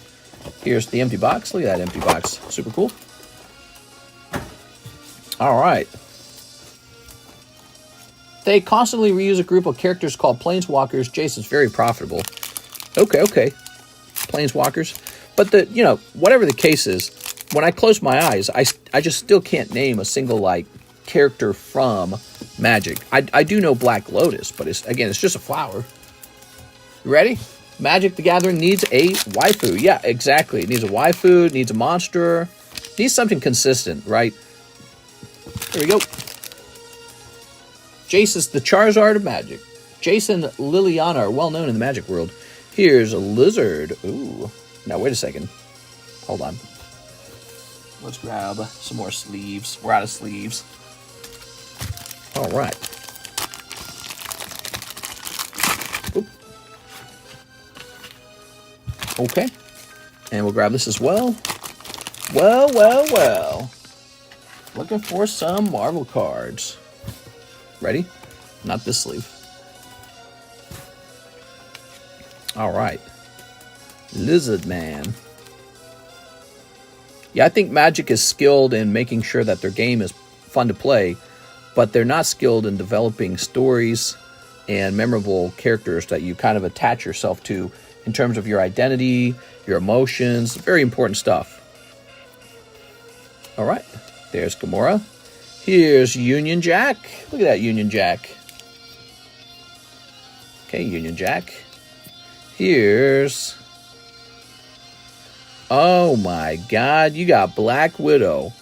Wow, could you guys imagine getting like a one-of-one Black Widow out of here? That'd be like $1 million card. I don't know about $1 million, but I bet you could ask like $20,000 for it. Someone out there would seriously consider that. Here's Omega. Okay. Omega. And here's Mephisto. Uh-huh. So again, there's one pack of the Topps Marvel left, and then we are sold out, and we'll have more on the way. It's already been ordered. It was ordered yesterday when we realized how desirable these were. But in the meantime, we could finish the Marvel Platinum Break. We have a Marvel Platinum Break. If you guys haven't seen it, here it is, Marvel Platinum Break. 3 people are in it. We need to fill up the rest of these spots, $49 a spot. Something to think about. So that is a premium Marvel product as well, with the chance for signatures and numbered cards. Here's Destiny. You can only do so many sets featuring them without people getting tired of them. Nobody gets tired. Oh, sent for the last pack, she says. Nobody gets tired of Charizard. That's not true. But in general, they don't. Moon Knight. Oh, the Knight of the Moon, huh? There we go. All right. Here's Wreck Rap. Magic the Gathering is against designing hot girl cards, sadly.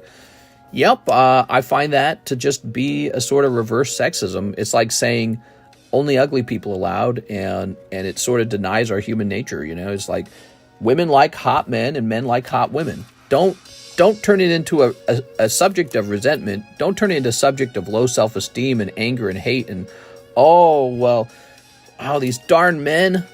Just accept it. It's not going to change overnight. People aren't going to say, well, now I love ugly women.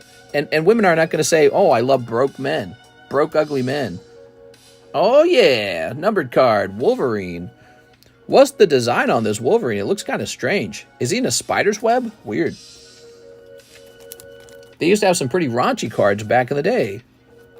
They'd hate thick wick. Yeah, even Pokemon's got thick wick. Come on, Magic. They have some anime girls. That's good. All right. Oh, man, Black Widow. Holy. Beautiful. So, she says she bought one more pack. Let me just make sure that no one else bought that pack.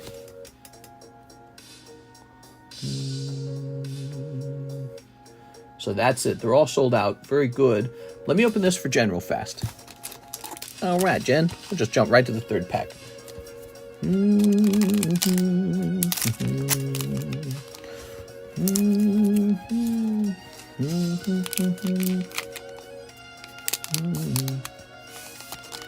Yeah, Magic the Gathering focusing on political messaging is also a significant problem. They should never do that. Do not worry about the politics. People buying your cards are not buying them so that they can support a political message. That is, the majority of your buyers are types of people who are like, I don't know, sort of like degenerates, I guess. Not in a bad way. It's just sort of like people who enjoy a little bit of hedonism. They're just there for fun. They don't give a crap about woke this, progressivism that. They don't care about that. Not necessarily because they're bad people. It's just not on their mind. They want to have fun. They want to spend some money opening packs and playing games.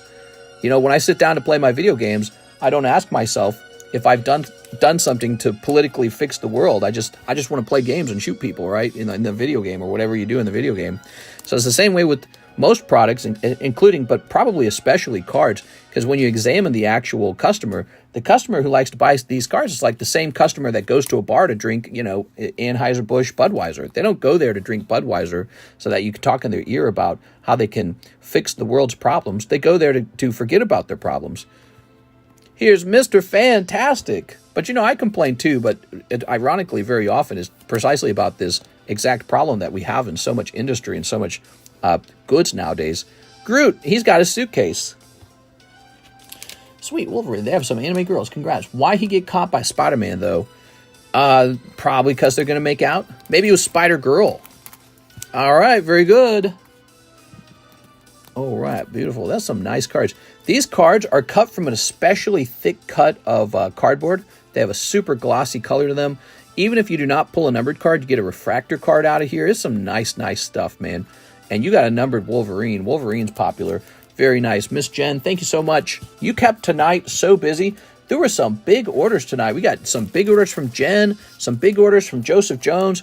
We had an Edwin E. Lopez order, 2.5 thousand. He was paying down an expensive slab. Tonight's been a nice night, man. I'm going to buy myself a new pair of shoes in the morning. No, I won't. I'll continue to wear my cheap flip-flops for the rest of my life, probably.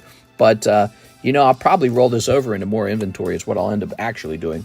Because we're going to have some inventory to be purchasing up. New Pokemon card set, maybe a new vintage box. You never know.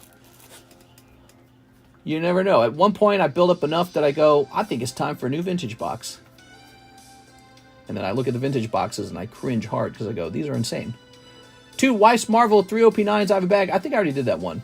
Robert Wright, 6 Dragon Ball Fusion Blazing Aura. Okay, 6 times 4, right? So let me see which one that is, because I think I have both the English and the Japanese version. Disney Dragon Ball English Fusion. You're looking for the Japanese one. All right, give me a second. So now I got to go grab it. All right. 1, 2, 3, 4, 5, 6. All right. We got it. Cool, man. Yeah, I mean, this is what most card collectors want. Even the girl card collectors prefer this. They don't want their cards to be screaming like some kind of war propaganda. It's war propaganda. It's the new kind of war, it's a war of ideas. Life should be about having good fun. That's a goal. You're not going to fix all the social problems in the world by opening a pack of cards. It's pretty much the opposite. Good luck. Have you gotten some new graded anime ladies? I got a ton of them. They're all in the Waifu Shuffle box now. Would you like me to show you? All right. Wow. Right off the bat. Look at that, guys. So this is Dragon Ball Fusion World. Blazing Aura. It's on the menu right now for $4 a pack. Japanese set. You are? Oh, pulling another full art. That's right. These boxes come with a couple full arts. I remember now. We have not been selling through this super fast. We did have a moment where we were selling a ton of Dragon Ball, and then everyone kind of took a break. The Cardos Dragon Ball continues to sell. People like those Cardos cards because they're vintage. All right, there we go. Thank you so much. That's Robert Wright. Mr. Robert. Ta-da. Well, Robert, I'm glad I didn't get rid of your bag. Your bag was getting really old. Did you hear that DOD is dropping the DEI requirements? What's DOD? Is that Dragons and Dungeons? We're definitely getting ready for some war. Who's DOD? Department of Defense. Is that right? They're like, you know what? Oh, no. Dragons and Dungeons, I said. That's no good. Well, I mean, maybe they just realized that it's kind of super effing stupid to worry about that kind of stuff when it's, the real world. The real world. Another group that dropped that stuff, did you know this? Microsoft. Microsoft announced internally that they're stopping DEI. They said, we don't care for it. They said, we're just going to hire on talent. That's what they said internally. No more DEI program. That's what they said. All right. Smart, man. Smart. That's what it's all about. It's just merit. Merit is the true equalizer. Okay. So, we got no more orders in the queue, and we're going to take another look at Mr. LaFlame's stuff. We were not done with looking at his stuff. Mr. LaFlame. Set that back over there. We already did these. What do we have left? So, from the looks of it, we had already sorted through these 2 bags to acquire the hit bags. But let's just have a quick look. Putin now has his button on the nuke. His finger on the nuke button. Yeah, maybe. Oh, that's cool. Dratini, Shuppet, Bellsprout, Lumise, Love Disc, Cricketoon. I won't bother with that. Scyther, that's cool. Scyther, that's cool. Togepi, that's cool. Dark Raticate, Gligar, Duskull. That's pretty cute. Oh, hot. Probably that's not going to grade 10, though. Is that why it didn't make it in? Probably not going to grade 10.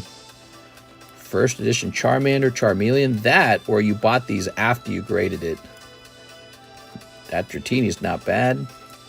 Skeledirge, Knockley, Grimer, Eevee, Zubat, Dark Machoke, Squirtle. Maybe a Squirtle. Probably like $60. Dratini. All right. Speaking about Microsoft, I invested big in CrowdStrike at the right time. Cool, man. That's great. I have some stock investments, not as much as my Pokemon cards at all. Almost all the money goes into Pokemon cards. Pokemon cards are my big gamble, guys, and so far it has played out extremely well. Pokemon cards have done extremely well for me over the years. Let's see. Boss's orders. Another Skeledirge. Wow. Meowscarada. I don't know how much the Meowscarada goes for. I'm going to set it to the side just in case. Yo, that Charizard. Okay. Tepig. Erica's. Oh my god. He's got another round of these. So yeah, maybe he did have a lot to grade. Okay. Holy cow, dude. How much did he open? There's a Gyarados. Blasty Boy. Probably grade the Squirtle, probably. Charmander. Okay. Dark Flareon for sure. Camerupt. Oh my god, dude. This guy's going deep. Okay, Mudkip. I don't like the centering on the Mudkip and the Trico. Speaking about Microsoft, they saw that mister, but they already have shifted from calling it DI, calling anything DI receives negative responses, so they're simply rebranding it. Well, that's still a smart idea, rebranding even. So if they rebranded it to inclusivity or something like that, it's still smart. You're right. Something about that acronym DEI just draws like ire. People just see it and they get angry. They go, "Rrr." So, you know, that's not a bad move. Yeah, that does not look like a 10. This corner and this corner just look badly shaped. Scyther, Venusaur. You can grade Venusaur. Scyther. Okay. And he's gone. There we go. All right. It's the same nonsense. They just changed the name so you wouldn't notice. Send those orders in, guys. When the orders come in, I'll stop doing this, okay? So if you send in orders, I'll stop examining these, and I'll focus on the orders instead. But you got to send an order in to get me to stop grading for Mr. LaFlame. All right. Now, let's check it from the back. Ready? Oh, that's nice. No. Yes. No. Okay. Oh, that's close. No. Not at all. Nope. That one's really... Oh, that one's terrible. Look at that. Dark Charmeleon is terrible. Nope. Nope. So all you gotta do is flip your cards backwards, and you can start ruling out the cards super fast if they're going to grade 10. Most of them won't grade 10. That is the truth. Especially these good old vintage cards, man. You got to appreciate a 10, guys. If you don't appreciate a 10, it's because you just don't understand. Most cards cannot grade 10. Like, look at this beautiful Haunter. He's a gorgeous card. He graded 10. You just don't get... Oh, look at the cards that missed. Dark Charmeleon. He can still sell these as ungraded or even grade them for a 9. So that would be fine. He could grade them 9, and they would probably still sell some of them profitably, or some of them would be more like break even. All right, put those back in there. How much would a bag sort of gradable cards cost me? It's pretty cheap. You can see in the secret menu how much it costs to grade cards and how much it costs to just sort the cards. So, okay, you ready?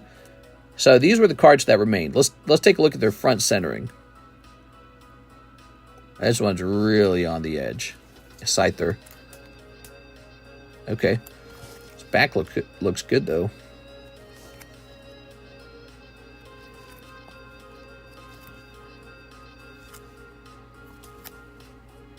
No. This one's... Well... I'll send it anyways. How about this one? Yeah. Nah, just can't. Just can't. That one can't make it. No. Weird edges. Alright, so these two just won't make it. Alright. Cool, man. Cool, baby. We're refining gold, guys. Alright. That's what we got here. Last step. You ready? Oh, no. It's got the pinch. How about this? Okay, Trico. How about Blastoise? Oh, Blastoise is real bad. That Blastoise is, like, damaged.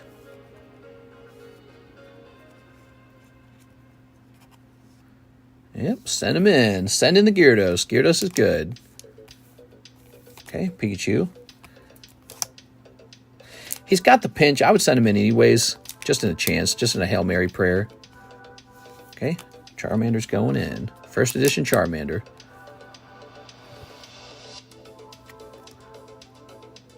No, this guy's got a problem back here. Nope, he's not going in. I don't trust these old Japanese vintage cards. Are really not the best quality. That's not going to make it. Here's a Scyther. I like the Scyther. How about the Dratini? Dratini a bit thin on the one side. Yeah, Dratini. We like Dratini. So let me check that Gyarados one more time just in case, because the other Japanese holos did not make it. He's a separate pack.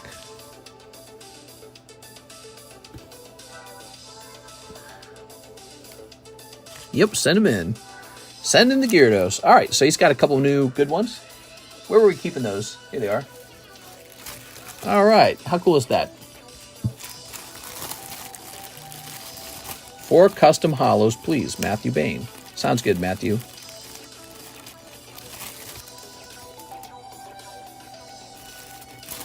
Put that in the front there. All right. Now, these go back into here, and we're all done with this little box of his, but he's got a couple bags for us to still look at.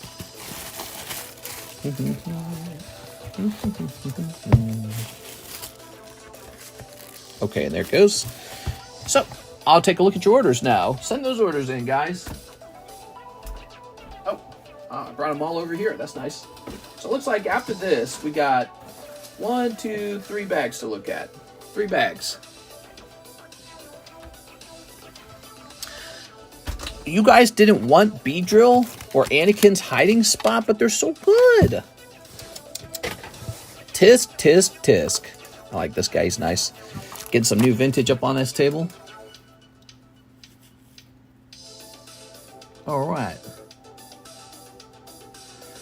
How much would a bag sort for gradable cards cost me? Well, I'm asking because I want to know which, in your opinion, are worth subbing, because I know I got a lot with you.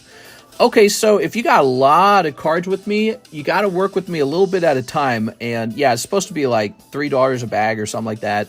So yeah, you can just start sending money over and we can start working through it. But it might take a little while, okay? Because especially if you have a lot. Matthew Bain, 4 custom holos. I think what he means is the Holo Shuffle, right? Matthew Bain, Holo Shuffle. You got it, man. Good luck. 1, 2, 3. Now he needs 4 of these. 1, 2, 3, 4. All right, Matthew Bain. All you.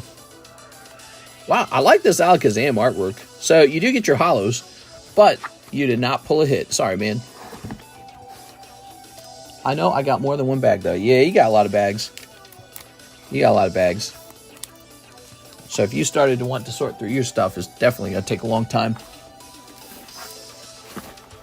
What time is it? 3:54? We're running out of time to do something like that. But I think I have enough time to finish Mr. LaFlame's stuff. So he would probably appreciate that because we can finish it up. It is. All right. Thank you, Matthew Bain. You guys can still send in orders, by the way. Send in an order. But any more bag sorts or anything like that, you might need to save it. All right. So he's got this. And then he's got this. And then he's got this. That's what remains. And that's what we're going to get done right now. LaFlame. My LOB, you long time. You love me long time? Me love you long time. Oh my God. Here goes. So. Many of these types of cards here really sell in the $30 to $60 range. So I would say this Charizard, but do you see the square cut corner? That's a messed up corner. Gudra. Ooh, I like these. Let's go a little slower on these. Okay, that's a Legend Maker pack. Golden Mew. I don't know. I don't know if he's worth anything. Messed up corner. Yeah, he's a bad corner on that one. We'll take a look at this Gloom real fast. Not really need to look at... Oh, the Dark Flareon's a hit. We gotta look at him. No. Let's see. See, if the card won't sell... Oh, my God. If the card won't sell for over $45, there's no point, right? Snorlax, Porygon. Take a quick look at Porygon. Here's a Dugtrio. He's a rare, huh? Bellsprout, Aggron. Oh, that's cool stuff. Real off center. Pikachu VMAX. He's one of the better pulls in this set. I'm going to take a quick look at that. Dark Arbok. Okay. Wow, you went pretty deep here, Mr. LaFlame. Oops. Slowpoke, Diglett, Squirtle. I'll take a quick look at the Squirtle. I don't think Squirtle's really worth grading, to be honest. You just would make a little bit on him. Nope, he's got the messed up corner. Now, what were these? Were these boxes of, like, Radiant something? All right, the Misfortune Sisters. All right, so here's some unknown. What is going on here? Were these common and commons? Oh, wow, we just sleeved them all into one sleeve, huh? Dratini. These could have been individually sleeved. They're valuable enough. I actually, you know, that Dratini's kind of ugly. I couldn't tell you if that would sell for much money as a 10. I really couldn't. But this Psyduck's nice. How about this Psyduck? All right. Magnemite Ghastly. He's nice. Holo Swine Electrode. All right. There we go.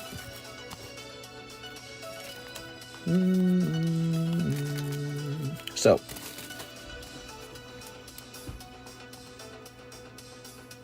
He's got he's got too many dots. No chance.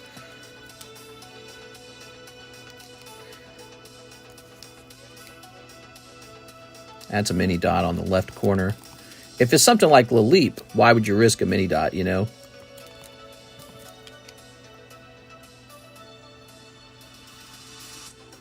The off-centering's diagonal in this case. A thin corner versus a thick corner. It's just skitty. Probably not worth it. Yeah. That's cool. That's an uncommon. No. Oh, that's the Mew. Yeah, I wouldn't mess with it. Dark Gloom. He's got a mini dot right here. So mini dot right there. He's got whiting on this edge. It's just so much that goes wrong on these cards, LaFlame. It's really tough to find one that's got like everything going for it. Nope, this got all kinds of white. Oh, that's the Dark Flareon. That sucks. This one's way off center. Oh, it's the Magikarp. You could grade them anyways, probably. Oh, a Pinsir too. You grade them anyways. Send in those orders, guys. Here's an Aggron. Oh, so sad, dude. Seeing these cards fail the white dot check. So not only does it fail a white dot check, you can see it's off-centered top and bottom, with the top being thicker. So it's like, even if they look past the white dot, which they almost never do, they would not look past the centering issue. Here's a miniature white dot. That's Pikachu. I like him. All right, so he's good. How about this one? Oh, yeah. Oh, he's off center on the front. Then on the left, found on the right. You might check it anyways. That was bad on the bottom corner. See that? I don't know if you can see that. It's a bad edge. Squirtle. You can see a problem right there. All right, that's just Dratini. I wouldn't risk it. That's a big white dot on the Psyduck and big white dot on the Ghastly. Okay, so there you go. Out of all that, we kind of whittled it down to these 4 right here. Pinsir, Magikarp, Pikachu, Pikachu VMAX. And we can actually check the front. Psyduck's a winner. All right.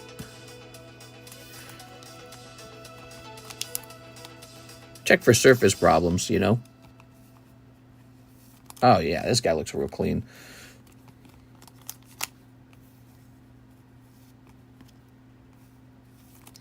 All right, we don't even need to check the surface for this one. This one is not going to grade 9. It's probably going to grade like 7. That's like a 7 on that Magikarp. Could be lower than a 7. What do I do with the bag? Here's the bag. Okay, cool. So a lot of cards in there. Congratulations on having a lot of cards. You know, I have to say, in hindsight, LaFlame, I don't know if I can recommend to you opening up any of the modern stuff. The modern stuff is good to open if you have access to really cheap grading.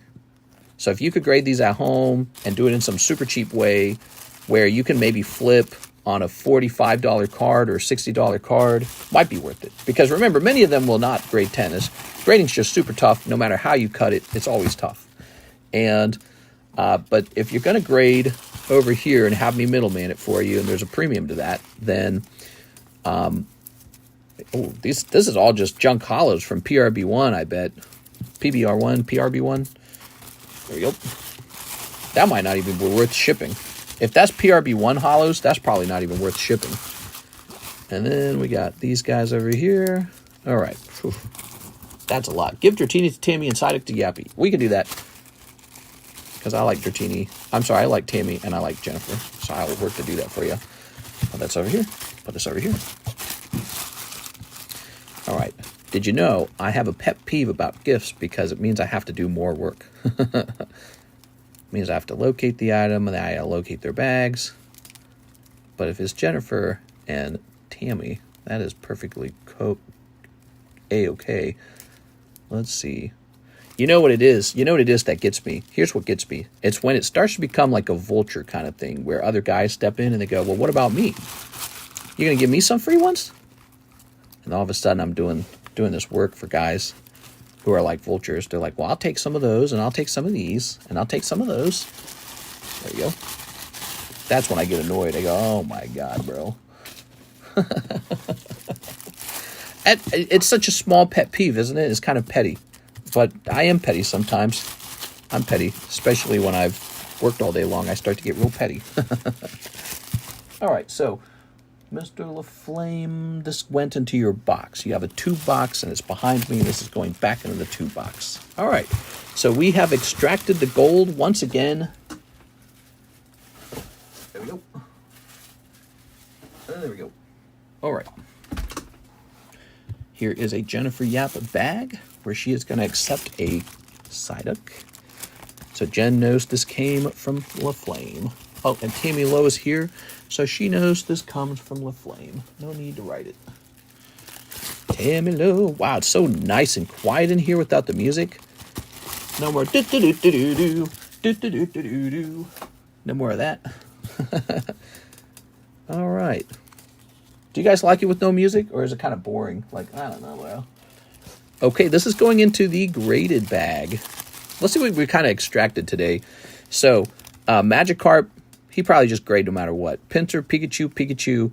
Gyarados is one of the better ones. The problem I have is he is off center. You can see top to bottom, he's found on the bottom. But he might just scrape by. You never know. But even as a 9, he's probably still worth it. Dratini, Scyther, Charmander, Charizard, Pikachu, Ekans, Zigzagoon, Shroomish, this hot Weiss card. So, by the way, my perspective, the Weiss cards sell for high value, and they grade easier. I like Weiss as a product a lot. Weiss as a product, very good. Okay, you got just 2 of these. So this was pretty rough. You were paying a high price for these, but it looks like they're not all going to grade 10. They're going to grade some rough grades. So here's some more Weiss cards, Sexy Girls, This dude, he's the smoker. You got this golden card. Malolana's very lucky. This might have a shot at a 10, and it's a waifu card. And if it grades 10, it's probably like 300, maybe like 400. I don't know what it goes for these days. There you go. All right. But yes, you could have graded many of those cards. Many of the cards you saw in your bag were like hits, you know what I'm saying? Like Dark Charmeleon, for example. But if he grades 8, or I guess 9, it might be the ability to break even. But if he grades 8, you're just screwed. You just lose money on Dark Charmeleon. He's just not going to make you money. He's going to lose you money. So it's tricky, isn't it? Okay, let's take a quick look at the queue. Click. We do have an order. All right, let's see what it is. Actually, it's a message from Robert Wright, and he says, do you have any Dragon Ball Z slabs for sale or any cool slabs over 250 pound? No, I don't have any special Dragon Ball Z slabs. However, if you like Dragon Ball Z, you might enjoy this particular Dragon Ball Z product here that I was just talking about. This is Dragon Ball Z Vintage Cardos. This comes from a vendor box that I bought sealed, which is extremely rare, and I just sleeve it up and give it to you guys. And it looks like this. These are old Dragon Ball cards from a long time ago, 1980s, 1990s, somewhere in that range. And we sell them one at a time. They're randomly pulled. They're randomly pulled for you, and they have a fair chance at a 10 because they're fresh. They really did come out of a sealed box, so they're randomly pulled for you. You can see the price on the menu under single pulls. So we have a part of the menu where we got like Pokemon Cardos, Street Fighter Cardos, and there's obviously there's Dragon Ball Cardos, so it's called the singles part of the menu. So that's pretty cool, but we don't have an expensive slab. I have a cheaper slab somewhere. What did we do with them? Oh, here's one. This is Hirudegarn. Hirudegarn Special Rare for $50. So he's 50. But, you know, he's not super special at just $50, I'm afraid. Let's see. We should have one more. I had one more Dragon Ball slab. I didn't have a lot. In hindsight, I'm okay that I didn't grade a lot because there was a real slowdown on demand for Dragon Ball. I don't know what happened. Oh, here's the other one. All right. So we got 2 Dragon Ball cards. Hirudegarn Center of Evil Energy and Annihilaza. I don't know how to say his name. It makes me think Annihilate, right? Or it's Analyza or something like that. Universe 3's Ultimate Weapon. So that's what we got. It's $50 and $25 US, not too much. Do you take trades for other slabs in your collection? Yeah, I'm 100% open to trades. We talked about that as a subject in the past. The problem was trying to get the trade. So I would get guys who would come to me with like PSA 7 energy card and say, well, I have 100 of these PSA 7 energy cards and they're worth about $5 each. So just buy 100 of these for me for $500, please. And I'm like, I don't know. Those are no fun to sell. Nobody buys those. But my slab sells all day. So why would I make that trade? Or any Snorlax or cool Pokemon. Yeah, I do have a very expensive Snorlax for sale. Let me show you. I have a very expensive Snorlax. So, oh, here he is. Right here. So that's Snorlax. All of these are going to be for sale too, guys. I was sorting through my slabs yesterday night, trying to pick ones that I'm a little more attached to and putting them to the side, and then ones that I could let go. And a lot of those cards that I could let go of were Pokemon that were not my favorite Pokemon to begin with, or Pokemon cards that I originally purchased with the intention of selling one day. So I got those placed to the side a little bit. Here we are. I like the Dusclops, but I actually got a favorite Dusclops. Dusclops EX Deoxys. I love that one. So there it is. That's a really expensive Snorlax. What you're looking at is the XY era promo. Notice he's from 2016. Now, you remember XY Evolutions. It's the set that people just went bonkers for. Well, this is a promo from that set. A lot of people didn't know about this promo. But not only that, it's a very hard to grade promo. Just like the rest of XY Evolutions, he is just super hard to grade. So let's go ahead and begin by taking a look at his population. Here you are. So it might have changed over time. Let's see what it is. Last time we checked, it was just 35. It says here it's 36. So all this time later, and the population is 36 on this card. 36. By the way, when I graded it years ago, it was 31. All right. We graded that, look, in January of 2023. So it's almost January of 2025. We're not far away from that. So it's almost been 2 years ago. And in that time, it started at 31. It's at 36. Only 5 more added to the PSA 10 population. And it's not because people don't know about the card. I keep showing people the card. And, you know, people are digging around looking for what to grade. It's hard to grade him. That's all it is. He's just really hard to grade. I would know. I sent some in to grade, and out of the ones I sent in, only a few managed to snab it. 2 of them, I think. I think I sent in a bunch and only 2 of them. And he was expensive to acquire. He wasn't cheap. All right, Snorlax XY179. We're looking at high price. There are no 10s for sale. No 10s of this card for sale. Oh, one sold in August. They sold it marked down from about $700. So I don't know officially what that would have been, but let's say 15% off of $700, which would be about $600. So we could guesstimate that it might have sold around $600 in August. So that's really interesting. I've placed them for sale for $1,000 just to put them out there like a fish hook. And I suppose I will again, because I know some people have unusually deep pockets. Look, when a card is this rare and it's not on the market for sale, I can just ask whatever I want. I can ask $2,000, $3,000. But I know you guys have to think reasonably about what you can do with that money. I just happen to like the card. So this card's a clear hold for me. You know, one of the most expensive early era cards is that Jungle Snorlax, right? He's like I don't know what he goes for these days. What does Jungle Snorlax sell for these days? All right, so I know there's none for sale. Pop 36. I'll put them up here. That's a good one. But yeah, that's a bit pricey, so you have to be sure you want it. How do we reach you to buy cards and talk about trades? There's a couple ways to reach out to me. I have an Instagram account. That's pretty good. You could join our Discord server and start messaging me on Discord. That's probably the most consistent way to contact me is that, because I always check my Discord because I get a million messages over there. The third option is to email me. So email is possible as well. I've got my email in the description near the top. So there you go. Email, Instagram, Discord server. Instagram's not so consistent. I don't go there every day. Mister, will you ever do an auction just for the fun of it? We've hosted auctions before. I think that auctions on this table don't really make a lot of sense because I just don't get the audience necessary for an auction, in my opinion. Like, I could auction here, or I could put an auction on eBay. And it's like, eBay's got the people, you know. It's got 1 million people on it. If I ever wanted to auction something, I'd just go to eBay, to be honest. But, yeah, I mean, we normally just sell the cards here, buy it now. What we like to do is simple. Cheapest, buy it now. So let's say it's the cheapest buy now is $100. I'll make mine $95 or $96.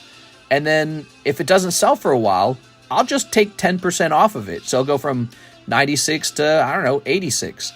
So all of a sudden it's 86, and then it rotates. If it rotates for a long time and it rotates across the table a few times and it just doesn't sell, I'll drop the price lower. So it's kind of like an auction in reverse. But, you know, people snatch pretty consistently. Anything really good looking, doesn't matter if it's new or old or modern or vintage. If it looks good, people snatch it. People snatch things off this table super fast. Part of the reason for that is Slab Away. They know anyone can access Slab Away and take a card away. Like this Haunter, if you ever really wanted it, you could snatch it and put it into Slab Away to pay down over 6 months. So cards tend to get snatched pretty fast if they're a good one. What tends to rotate all the time are the least popular cards. So the least popular cards do have trouble selling. Now, my plan for those has been to hopefully get somebody like Alexis trained on how to use eBay and then just dump a ton of slabs off with her and say, get these all up on eBay. And so there'll be 2 parts to the channel. You guys get your first pick of the cool stuff, and then the stuff that just rotates over and over again, that'll get posted to eBay, and eBay will expose it to a vast market where it will still get liquidated. So that's my strategy. But I gotta get Alexis listing stuff on eBay. I gotta get her to stay here for like 8 hours one day. Not for profit, but for the community. Well, if it's for the community, I do have community things. We just give cards away for the community like this. But I suppose in a way, you know, if I were to sell a slab at a loss, that's very similar to a giveaway, right? That's very similar to a giveaway. So I could do it just for fun, but, you know, it's just not part of a system that I've designed. You know, all my actions are part of like okay, here's the playbook. We do this, we go live, we hit this button, we hit that button. So it's all part of a playbook, and it's not in my playbook to do that. But I've thought about that. So instead of a giveaway, we have a different type of product where it's a loss leader, and people are happy with a really good deal they got on like a slab, and they go, wow, I enjoy hanging out in Cardconomist stream because I got this obvious good deal from him. And in my mind, the point of the good deal isn't to make a profit. The point of the good deal is to make people go, I want to see what he's got tonight because maybe I'll find another good deal. That's called a loss leader. A lot of stores do that. I've thought about it, and I've done it once or twice, but I don't do it consistently. An auction would be a loss leader. Basically, you come here hoping for an auction, and it makes you want to see what the next auction is going to be. But overall, I think that it would train the audience to just wait for auctions. And I honestly don't want to sell my cards in auction. I think auction's a pretty weak way to sell some cards. Some cards would do very well in auction. So, for example, if it's like a drawing here, like maybe I could auction off one of my cute little drawings, like this little Psyduck. That would work because, I don't know, it's just worth whatever people want it to be worth. Or if you auction something that's hyper popular and has like a very consistent price tag, that could work as well, like a Charizard or something, because everyone will come in with confident money and they say, that Charizard should not sell lower than 15%, the cheapest buy now. So, you know, that would do well too. But then when it's like something weird, like maybe this Ditto, he's not going to go for $80 in auction because only a few people are interested in Ditto. It's just not smart to sell him in auction. It's smart to just let him sit. Let him sit, let him get old. And that's what I do with my slabs. Generally, I just let them sit. I consider them an inventory that goes up in price over time. That's generally the pattern you see, depending on what inventory you hold. Some inventory kind of goes down over time. It, again, depends on what you hold. Here's how I know the Ditto will go up over time. There's just not a lot of them. You could go on the market and buy every Ditto and grade it, and then there'd be no more to grade. And then that's it. You whatever the bottom price is for Ditto, it's in, because they've all been graded. Now, there's other cards, let's say like this Snorlax. There's some endless number of these Snorlax left to grade, thousands of them probably, because they just manufactured thousands of them. So he's not good inventory to hold. He's good inventory to liquidate. However, he's already set to $30. I mean, it just doesn't get much cheaper than that. So it's already at the bottom. I don't really make money from the Snorlax. So he's there. He's a nice low-hanging fruit for somebody who wants to buy something for fun, for Christmas. And I'm not going to get rich holding on to a bunch of Snorlaxes, but they also tend to have a good turnaround time, and they fit into the Holo Shuffle, so you can pull a nice Snorlax out of the Holo Shuffle. So they're like in categories in my brain, right? Like this card's in a good category. This is in a nice hold category, this signature card. All right, let's get these orders. We could do auctions as a sort of like giveaway. My brain can categorize an auction as a giveaway, but then I'd want to host less giveaways. Javier Arroyo, 1 Marvel 2, you got it. 1 Marvel 2. 6 OP9s. You got it. 1, 2, 3, 4, 5, 6. Did you go to that auction? I did. I went to a live auction house. It was so weird. Again, I'm in Lake of the Ozarks. A lot of boomers out here, right? And we went in. It was this large like warehouse. It was an older building. But, you know, it's like you could tell it's a successful building. It has that stink about it where, you know, a lot of money has been passed around in that building. The outside of the building has a lot of boats and cars surrounding it. Those cars are for sale, but it's also the customers. You go in, and it seems to be this group of old people that all know each other, and they're all hanging out just buying this stuff that comes up to auction. And it's like weird stuff. Like a lot of it's like garage sale type of stuff. You know, like a hunting rifle, or a record player with records, or like, you know, good plates and bowls. So that's primarily what they were selling in the live auction. But apparently, if you want to bid on the cars or the house, you have to show up on a different day of the week. So it's organized in a certain way. They have an open... The house is going to be put to auction on September 29th. I don't know if I should go because I haven't really decided if I want to try and buy it. All right, but it would be very easy to maintain if I did. Javier Arroyo, that's kind of a cold round, Mr. Javier. What is this sleeve? Is this a bad sleeve? A weird sleeve, man. All right, grab this. But yeah, it was an enjoyable experience overall, and it was fun listening to this group joke with itself. Like they all knew each other. It was like this air of competitiveness amongst the people there, the bidders, but they all clearly knew each other. So it was really funny. There was a really fat old man sitting with a couple other fat old guys, and this pair of rollerblades with the cute like kitty cat helmet came up for bid, and he bought it. He bid it in auction, and then they brought it. The items came over to him, and he puts the little helmet on. It's the most ridiculous thing ever. He didn't buy it because he wanted it. He just wanted to buy it to put it on his head and joke. Here's Mr. NHCC bag sort for gradable cards. I got $10 store credit. Here's another 20. Save it for when there's downtime in the stream. All right, so now we know you had $10 store credit. We're going to go ahead and mark it. Here we are. Okay, let me mark it. $30 of sort. All right, sort or grade or whatever you want to call it. We'll get that done probably in another stream, NHCC, all right? Because it's already 4:20. All right, thank you, man. Yeah, it was fun. I enjoyed it overall. Matthew Hill, let's play Carper Crap 2 Paldea Evolved. Okay, so the question is, where am I hosting my Paldea Evolved? Then he also wants 3 PK blisters. Oh, not, I get it. It's the 3-pack blister. Okay, 2 Paldea Evolved. Let me go find it. Right back.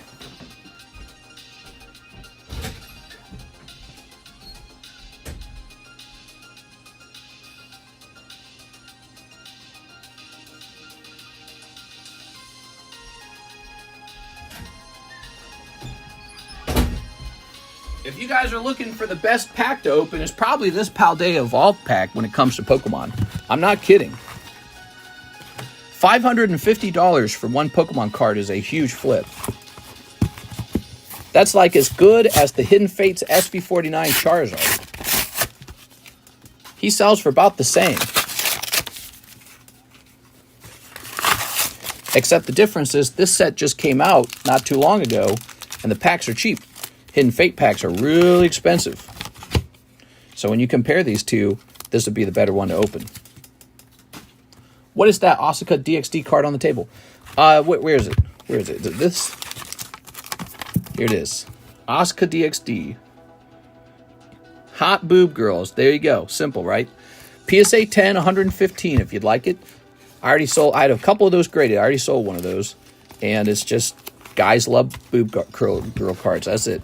115. All right. I sent a couple of those off. They all came back. And one sold, and I got one left. Here we are. All right. I was wanting to hunt a Korean Gengar VMAX, but it doesn't exist.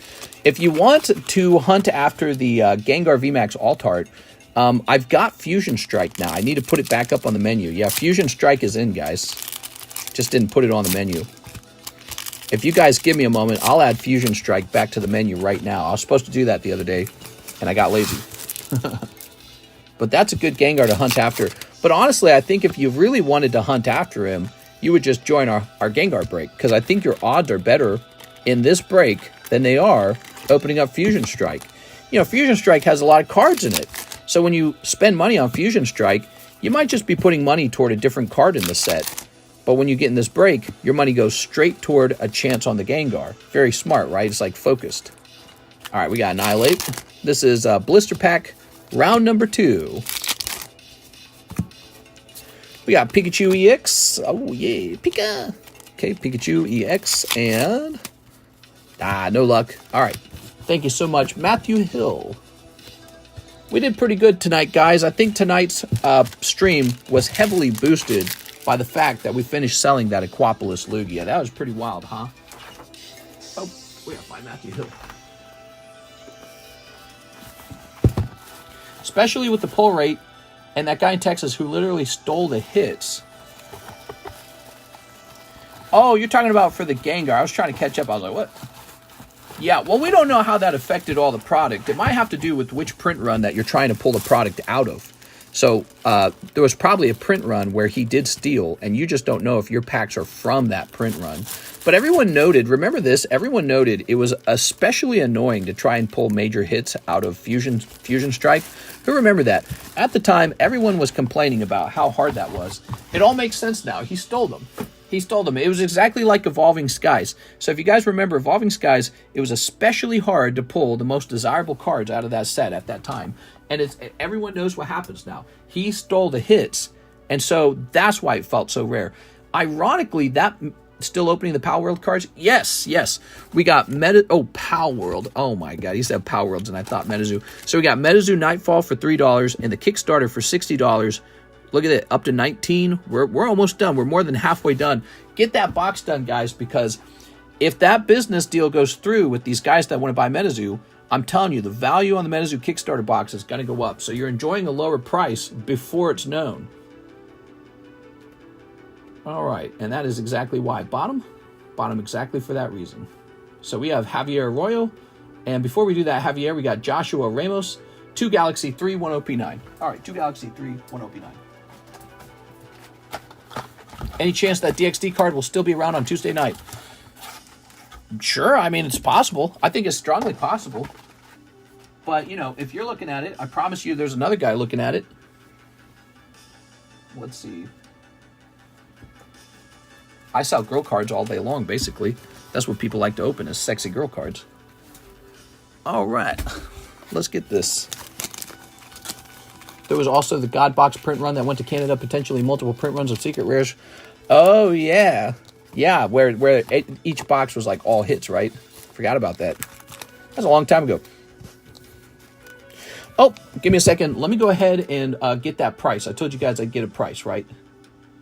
So Fusion Strike looks like it's going to be $6. Give me a second here. 18th spot is empty. No, it's not. LaFlame has 2 spots. He's got 2 spots, 17 and 18. Wrong. All right, so Fusion Strike.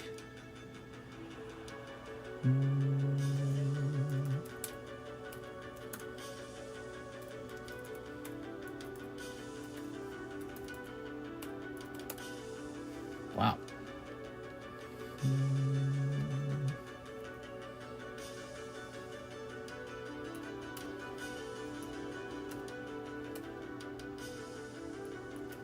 Give me a second.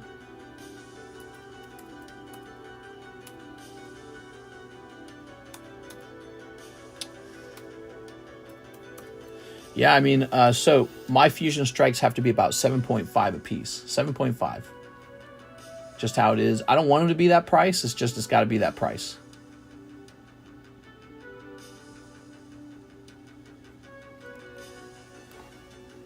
Oh, I had them set to $8. That's funny. It's going to be 7.5 though. All right. There we are. Just got to be that way sometimes. So, Joshua Ramos, buy a GTR Mister. What's a GTR? Okay, I would put LF or something to prevent future dickheads like me. I would put LF. All right, you ready? Sleep. Sleep. Yeah, those are some melons for sure. Drawings of sexy women. All right. Okay. If you buy drawings of sexy women, we don't judge you in this channel. That's what we do here. We open stuff. We buy stuff. You know, people buy what they want. That's how it works. If you want it, you want it. I'm not here to judge people for anything like that. I sell anything. I'll sell My Little Pony too. I don't care. I just sell whatever people buy. Oh my God, dude. That is so cool. This is exactly why we sell Galaxy 3. This card right here. Look at this. This is the transparent Boba Fett card. Super cool. You just got a hit. Joshua Ramos. Congratulations, man. We also got this card. This is like one of the only sexy cards in the set. Star Wars Disney would never allow a sexy card, but we like sexy cards. So sexy cards in the past are still around, but you don't expect them in any future sets. See, that's upsetting. That's what we were talking about earlier with Magic the Gathering. They don't want to make any sexy girls. They don't want to disrespect women. But it's like, it is a disrespect, in my opinion. It's sort of like a patrionizing them, or I can't say the word. You're patronizing them. Is that right? Did I say that right? Don't patronize me. You could do it to men too. Suppose all the men in a card game or in a video game or in a story, pretend they're all like ugly men, fat, out of shape, not like the Hulk, not like He-Man, no strong alpha males, no Chads. And they did that because, well, it's rude to let women gaze upon men with the female gaze and to just build this hyper unrealistic beauty, a standard of beauty for men. It's like, yeah, it's unrealistic, but I don't what's the word? I don't aspire to be ugly. I don't aspire to be, like some fat, lame loser. And it's the same for like women as well. It's like, you can't make beautiful women in your card set, sexy women, like Jessica Rabbit, because it's offensive what men find attractive. It's like, well, what do you aspire to be? You want to be ugly or something? What do you aspire to be? So, but there's a lot of sensitivities around that kind of stuff. Look at this. He's doing the Black Lives Matter fist. Anyways, so, but, there's a lot of that going on, a lot of gnashing of the teeth, a lot of upsetness, and it's just mental illness. To me, it's all mental illness, really. It's like, you can't handle reality. That's all it is. You've got a certain fragility about you. You can't handle reality. That's all it is. And you're just hoping that, all right, so what we'll do is we'll make reality about helping you feel better about reality. You know what I mean? It's like, that lasts only for so long. Does not last that long. Eventually, the walls come crumbling down. The protections, the good feelings that you got in the institutions like academia or in some sort of like media or something like that, and you're looking around yourself and you can't get a boyfriend. It turns out in the real world, people really do care if you're attractive, and they do want you to aspire to be attractive. They don't want you to be, some lame loser.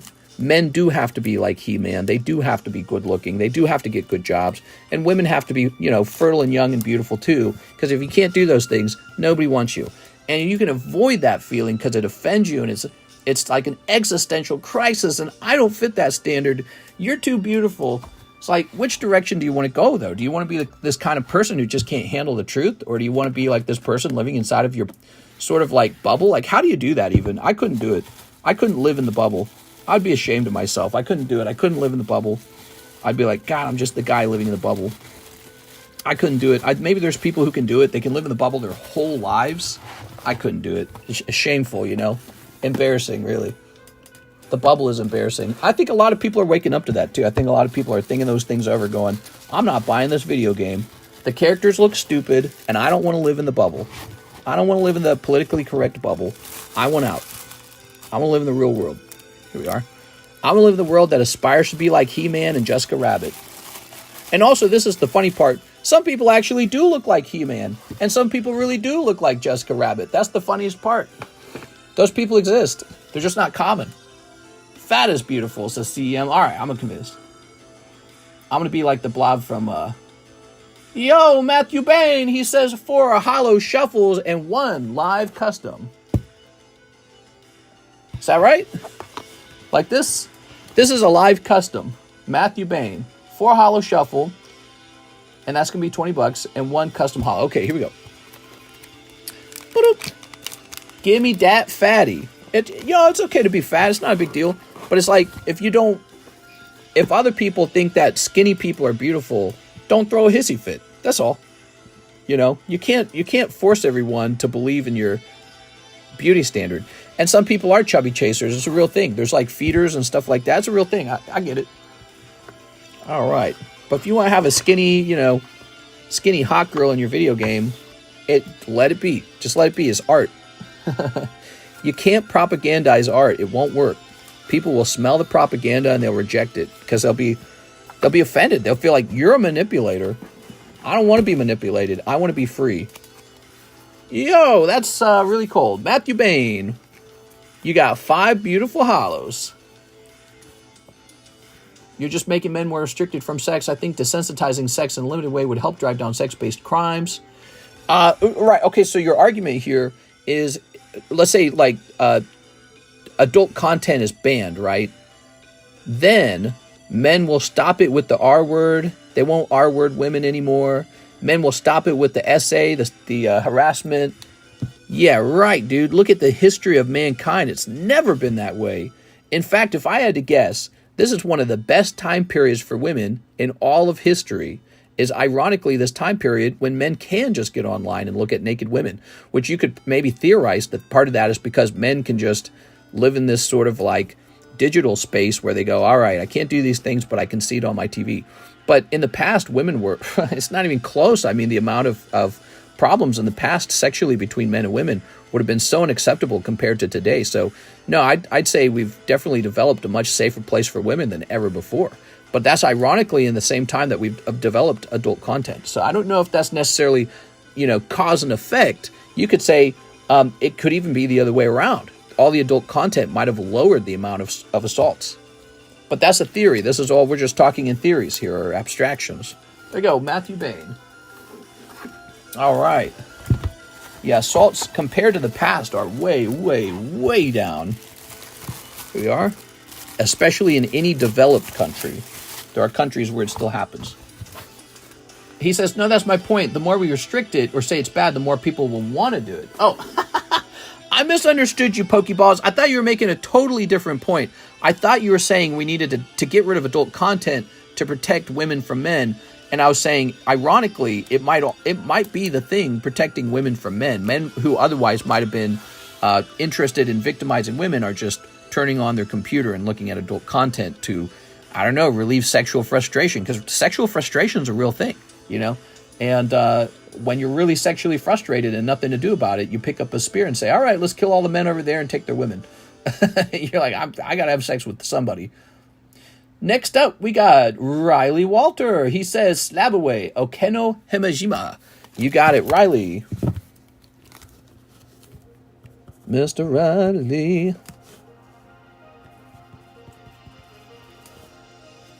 All right. Creditwix. SA stands for slab away, not the other thing. All right. Jumping over here. Anytime you shelter people from something, they wind up turning towards that thing full force.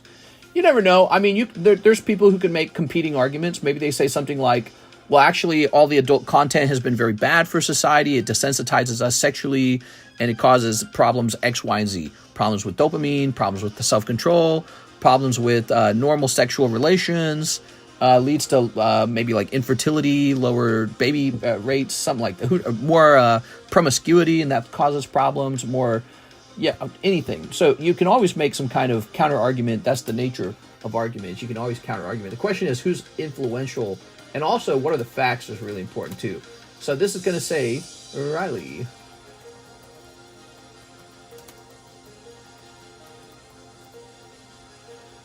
All right, and we jump this around. 115. This go. You know what? It's a really cheap slab. I'm only going to charge $10 for the slab away this time. So we're going to apply $30 toward the slab for you. That's an additional $10 being applied. It's a cheap slab, so it's going to go down to $85 for you. There you go. All right, $85 remain. I'm sure you'll be happy to finish that one. Thank you, mister. No problem, man. When the slabs are real cheap, we don't charge as much for slab away. It doesn't make sense to. All right, very good. Just get a girlfriend, nerds, and you won't have to paddle it. I don't know. Even if you have a girlfriend, you might want to paddle it. Just how it be. Watermelon. Yeah, that's right. Well, guys, it's 4:37 at night. That's pretty late. Notice how you can't see all the slabs on the table. I don't think that's because we're zoomed, is it? We are zoomed. Okay. All right, so that was because we were zoomed. Well, guys, we're all done for the night, and we made some progress on the Gengar. That's fantastic. We opened a lot of product tonight, surprisingly, and we saw a very hefty slab get finished paid off in the slab away. So thank you, everyone, for participating. Joseph Jones, maybe he had the roughest night. Jennifer Yap, she pulled some really cool cards out of Magic the Gathering. Good for her. And did we get an actual clip? What did we get for the main clip tonight? Was there a main clip? Some nights are better than others for clips. Let's see what we got. It says here we got a double Blastoise clip. Oh, right, because somebody opened up 40 151 packs. That double Blastoise pull was cool. So that might get turned into a clip. When it's Pokemon content, that content tends to get prioritized a little bit. Yeah, but people are always at the base of it, whether it be instinctual or a mental thing or environment. It seems like if you're capable of those crimes, then something was already broken. You never know. You never know. I mean, we can talk about like tipping points and thresholds and all that stuff, environmental factors. You know, we all got sharp teeth, man. We all got sharp teeth. We're all capable of doing some evil thing. Sometimes it's just being in a cult and believing the cult leader and what he tells you is right and wrong, right? So maybe you're just not smart enough to think for yourself. Maybe it's about circumstance. Maybe you're like poor, frustrated, beaten up that day, and people treat you like dirt for years. It's like that's like what the Joker movie essentially was. It was about how, well, you was treated so poorly, and at some point you just kind of snap, right? You can only treat somebody poorly for so long, and then finally they don't really care about hurting other people. It affects them. They become evil. So it could be any combination of things. Yeah, I mean, when it comes to sexuality, men just make stupid mistakes. It's the same. It's in the same category of crimes of passion. Like you found out your wife cheated on you and you shot her, right? Well, they don't even punish you for that as much. The punishment is lower if you kill your wife in a crime of passion, if you catch her cheating. Did you guys know that? You still get thrown in jail for years, but it's not for life. It's considered a crime of passion. So it's like even the court system acknowledges to some degree that circumstances can decide your behavior, right? Like you're not stealing as much if you're living in a yacht, but if you're living on the streets doing like, I don't know, fentanyl, you might do some stealing. So you can almost predict human behavior by those circumstance. But yeah, when it comes to crimes of sexuality, adult content is interesting because you wonder, does adult content drive more problems, or can it even curb some of the problems? Because instead of going out and committing a crime, men can just stay home in their living room and smack the monkey. So I don't know. It's very fascinating. Mister, you missed an order. Ramble while you do the order. Okay, hold on. Let's see. We missed an order. It was... Who did we miss? Did you sell through the poker cards? Well, we can't find any more of the green poker cards. Which one we missed? 70P9? Was it Javier Arroyo 70P9? Which one? Javier Arroyo. 1, 2, 3, 4, 5, 6, 7, 8, 9. Hold on. He ordered 7. 1, 2, 3, 4, 5, 6, 7. Bonus pack 8. Mr. Javier, you get a bonus pack tonight. All right. There has to be some kind of complete disconnect if you can easily ruin someone's entire life for your own pleasure. Yeah, you're talking about psychopathy, sociopathy. Well, you know, and one of the fascinating subjects around that right now is the subject of whether or not the ability to have morals could even be genetically passed down to your children. You know what I mean? So, like, if somebody is very good at following all the rules, maybe your children are genetically better at following all the rules. If you're somebody who breaks all the rules, cheats on all your partners, maybe your kid turns out that way too. And the question is, was it that they're a replicant of you? Is that why they behave that way? Or did you just put them in the same environment as you and train them to be like you, so you're a bad role model? The question is, which one? What's really fascinating is if there is a genetic component. Now, I think there is a genetic component. How could there not be? I think people are scared of the subject of the genetic component because it suggests that you pretty much are your parent and that you can almost predetermine who's going to do what.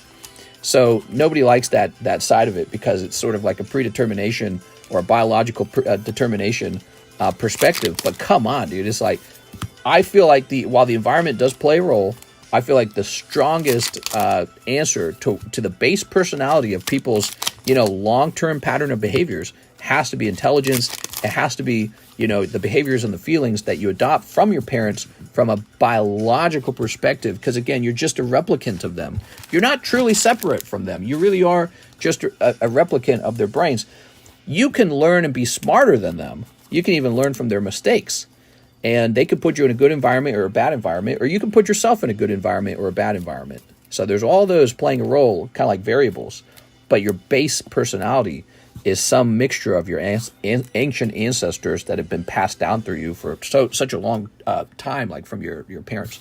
So, I don't think people escape. I don't think people get to escape their genes, essentially.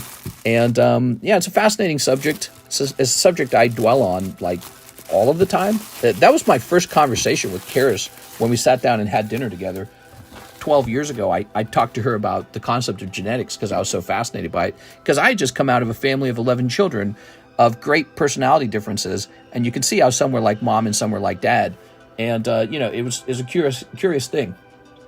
for me, it was a subject of great curiosity.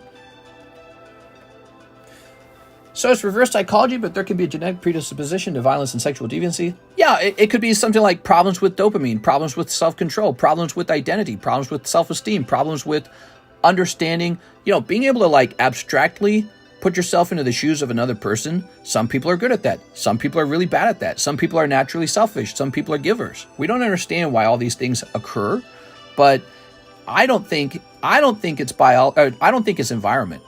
Environment only explains a little bit. Like if you're under the sun all day long and it makes you really sweaty, you're just going to be a little more mean. If you're floating around on some nice weather on the beach, you're going to be a little bit nicer.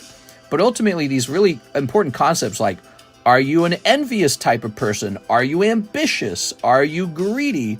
Are you aggressive? Are you passive? Are you forgiving? Are you a grudge holder?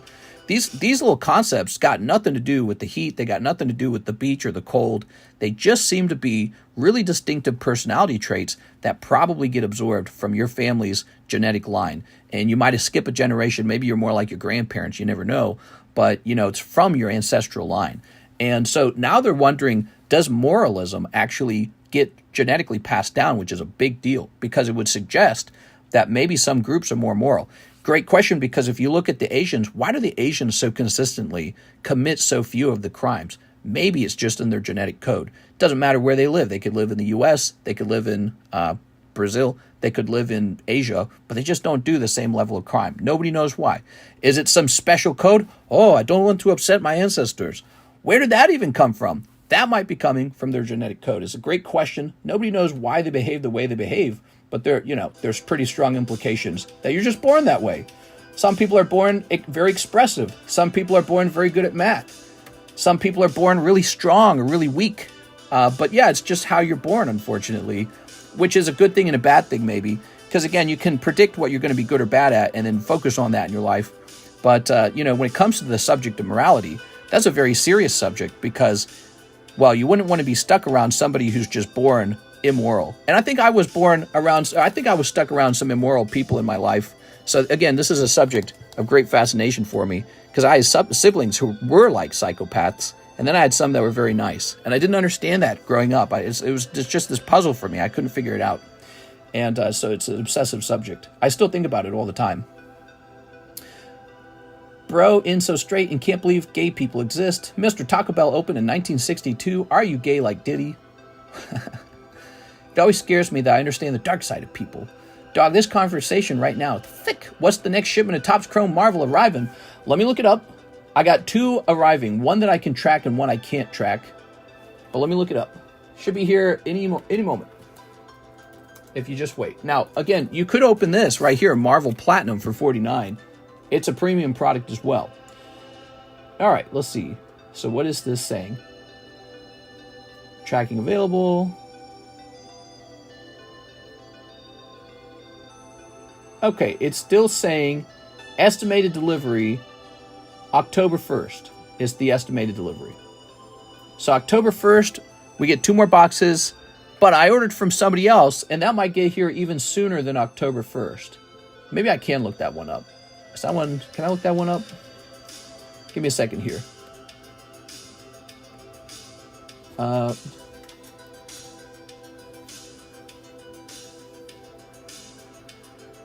Okay, here we go. Let's see if we can look that one up. Might be able to look it up too. Nah, I can't look it up. Never mind. So that one has no tracking. I just have to wait for it to arrive. But I can't imagine that it arrives after October 1st. It might arrive before October 1st, okay? Is that the Goof costing $40? Where is he? Yeah, he's $40. The Goof. PSA 10, the Goof. Cardos Disney 100. He's a lovely card. Are you 10,000% straight like Corn? Yeah, Corn's super straight. That guy is so straight. He would never kiss another man. I'm Negan from The Walking Dead, mister. I'm him. Also, did you see Mr. Trump is selling 10,000 limited edition watches? What won't he sell? It's funny as hell, dude. I'm hopping off, guys. I had a great time. I hope you guys have a nice day. I got to go back to work. I got to go do more stuff, okay? Have a nice night, everyone. See you later.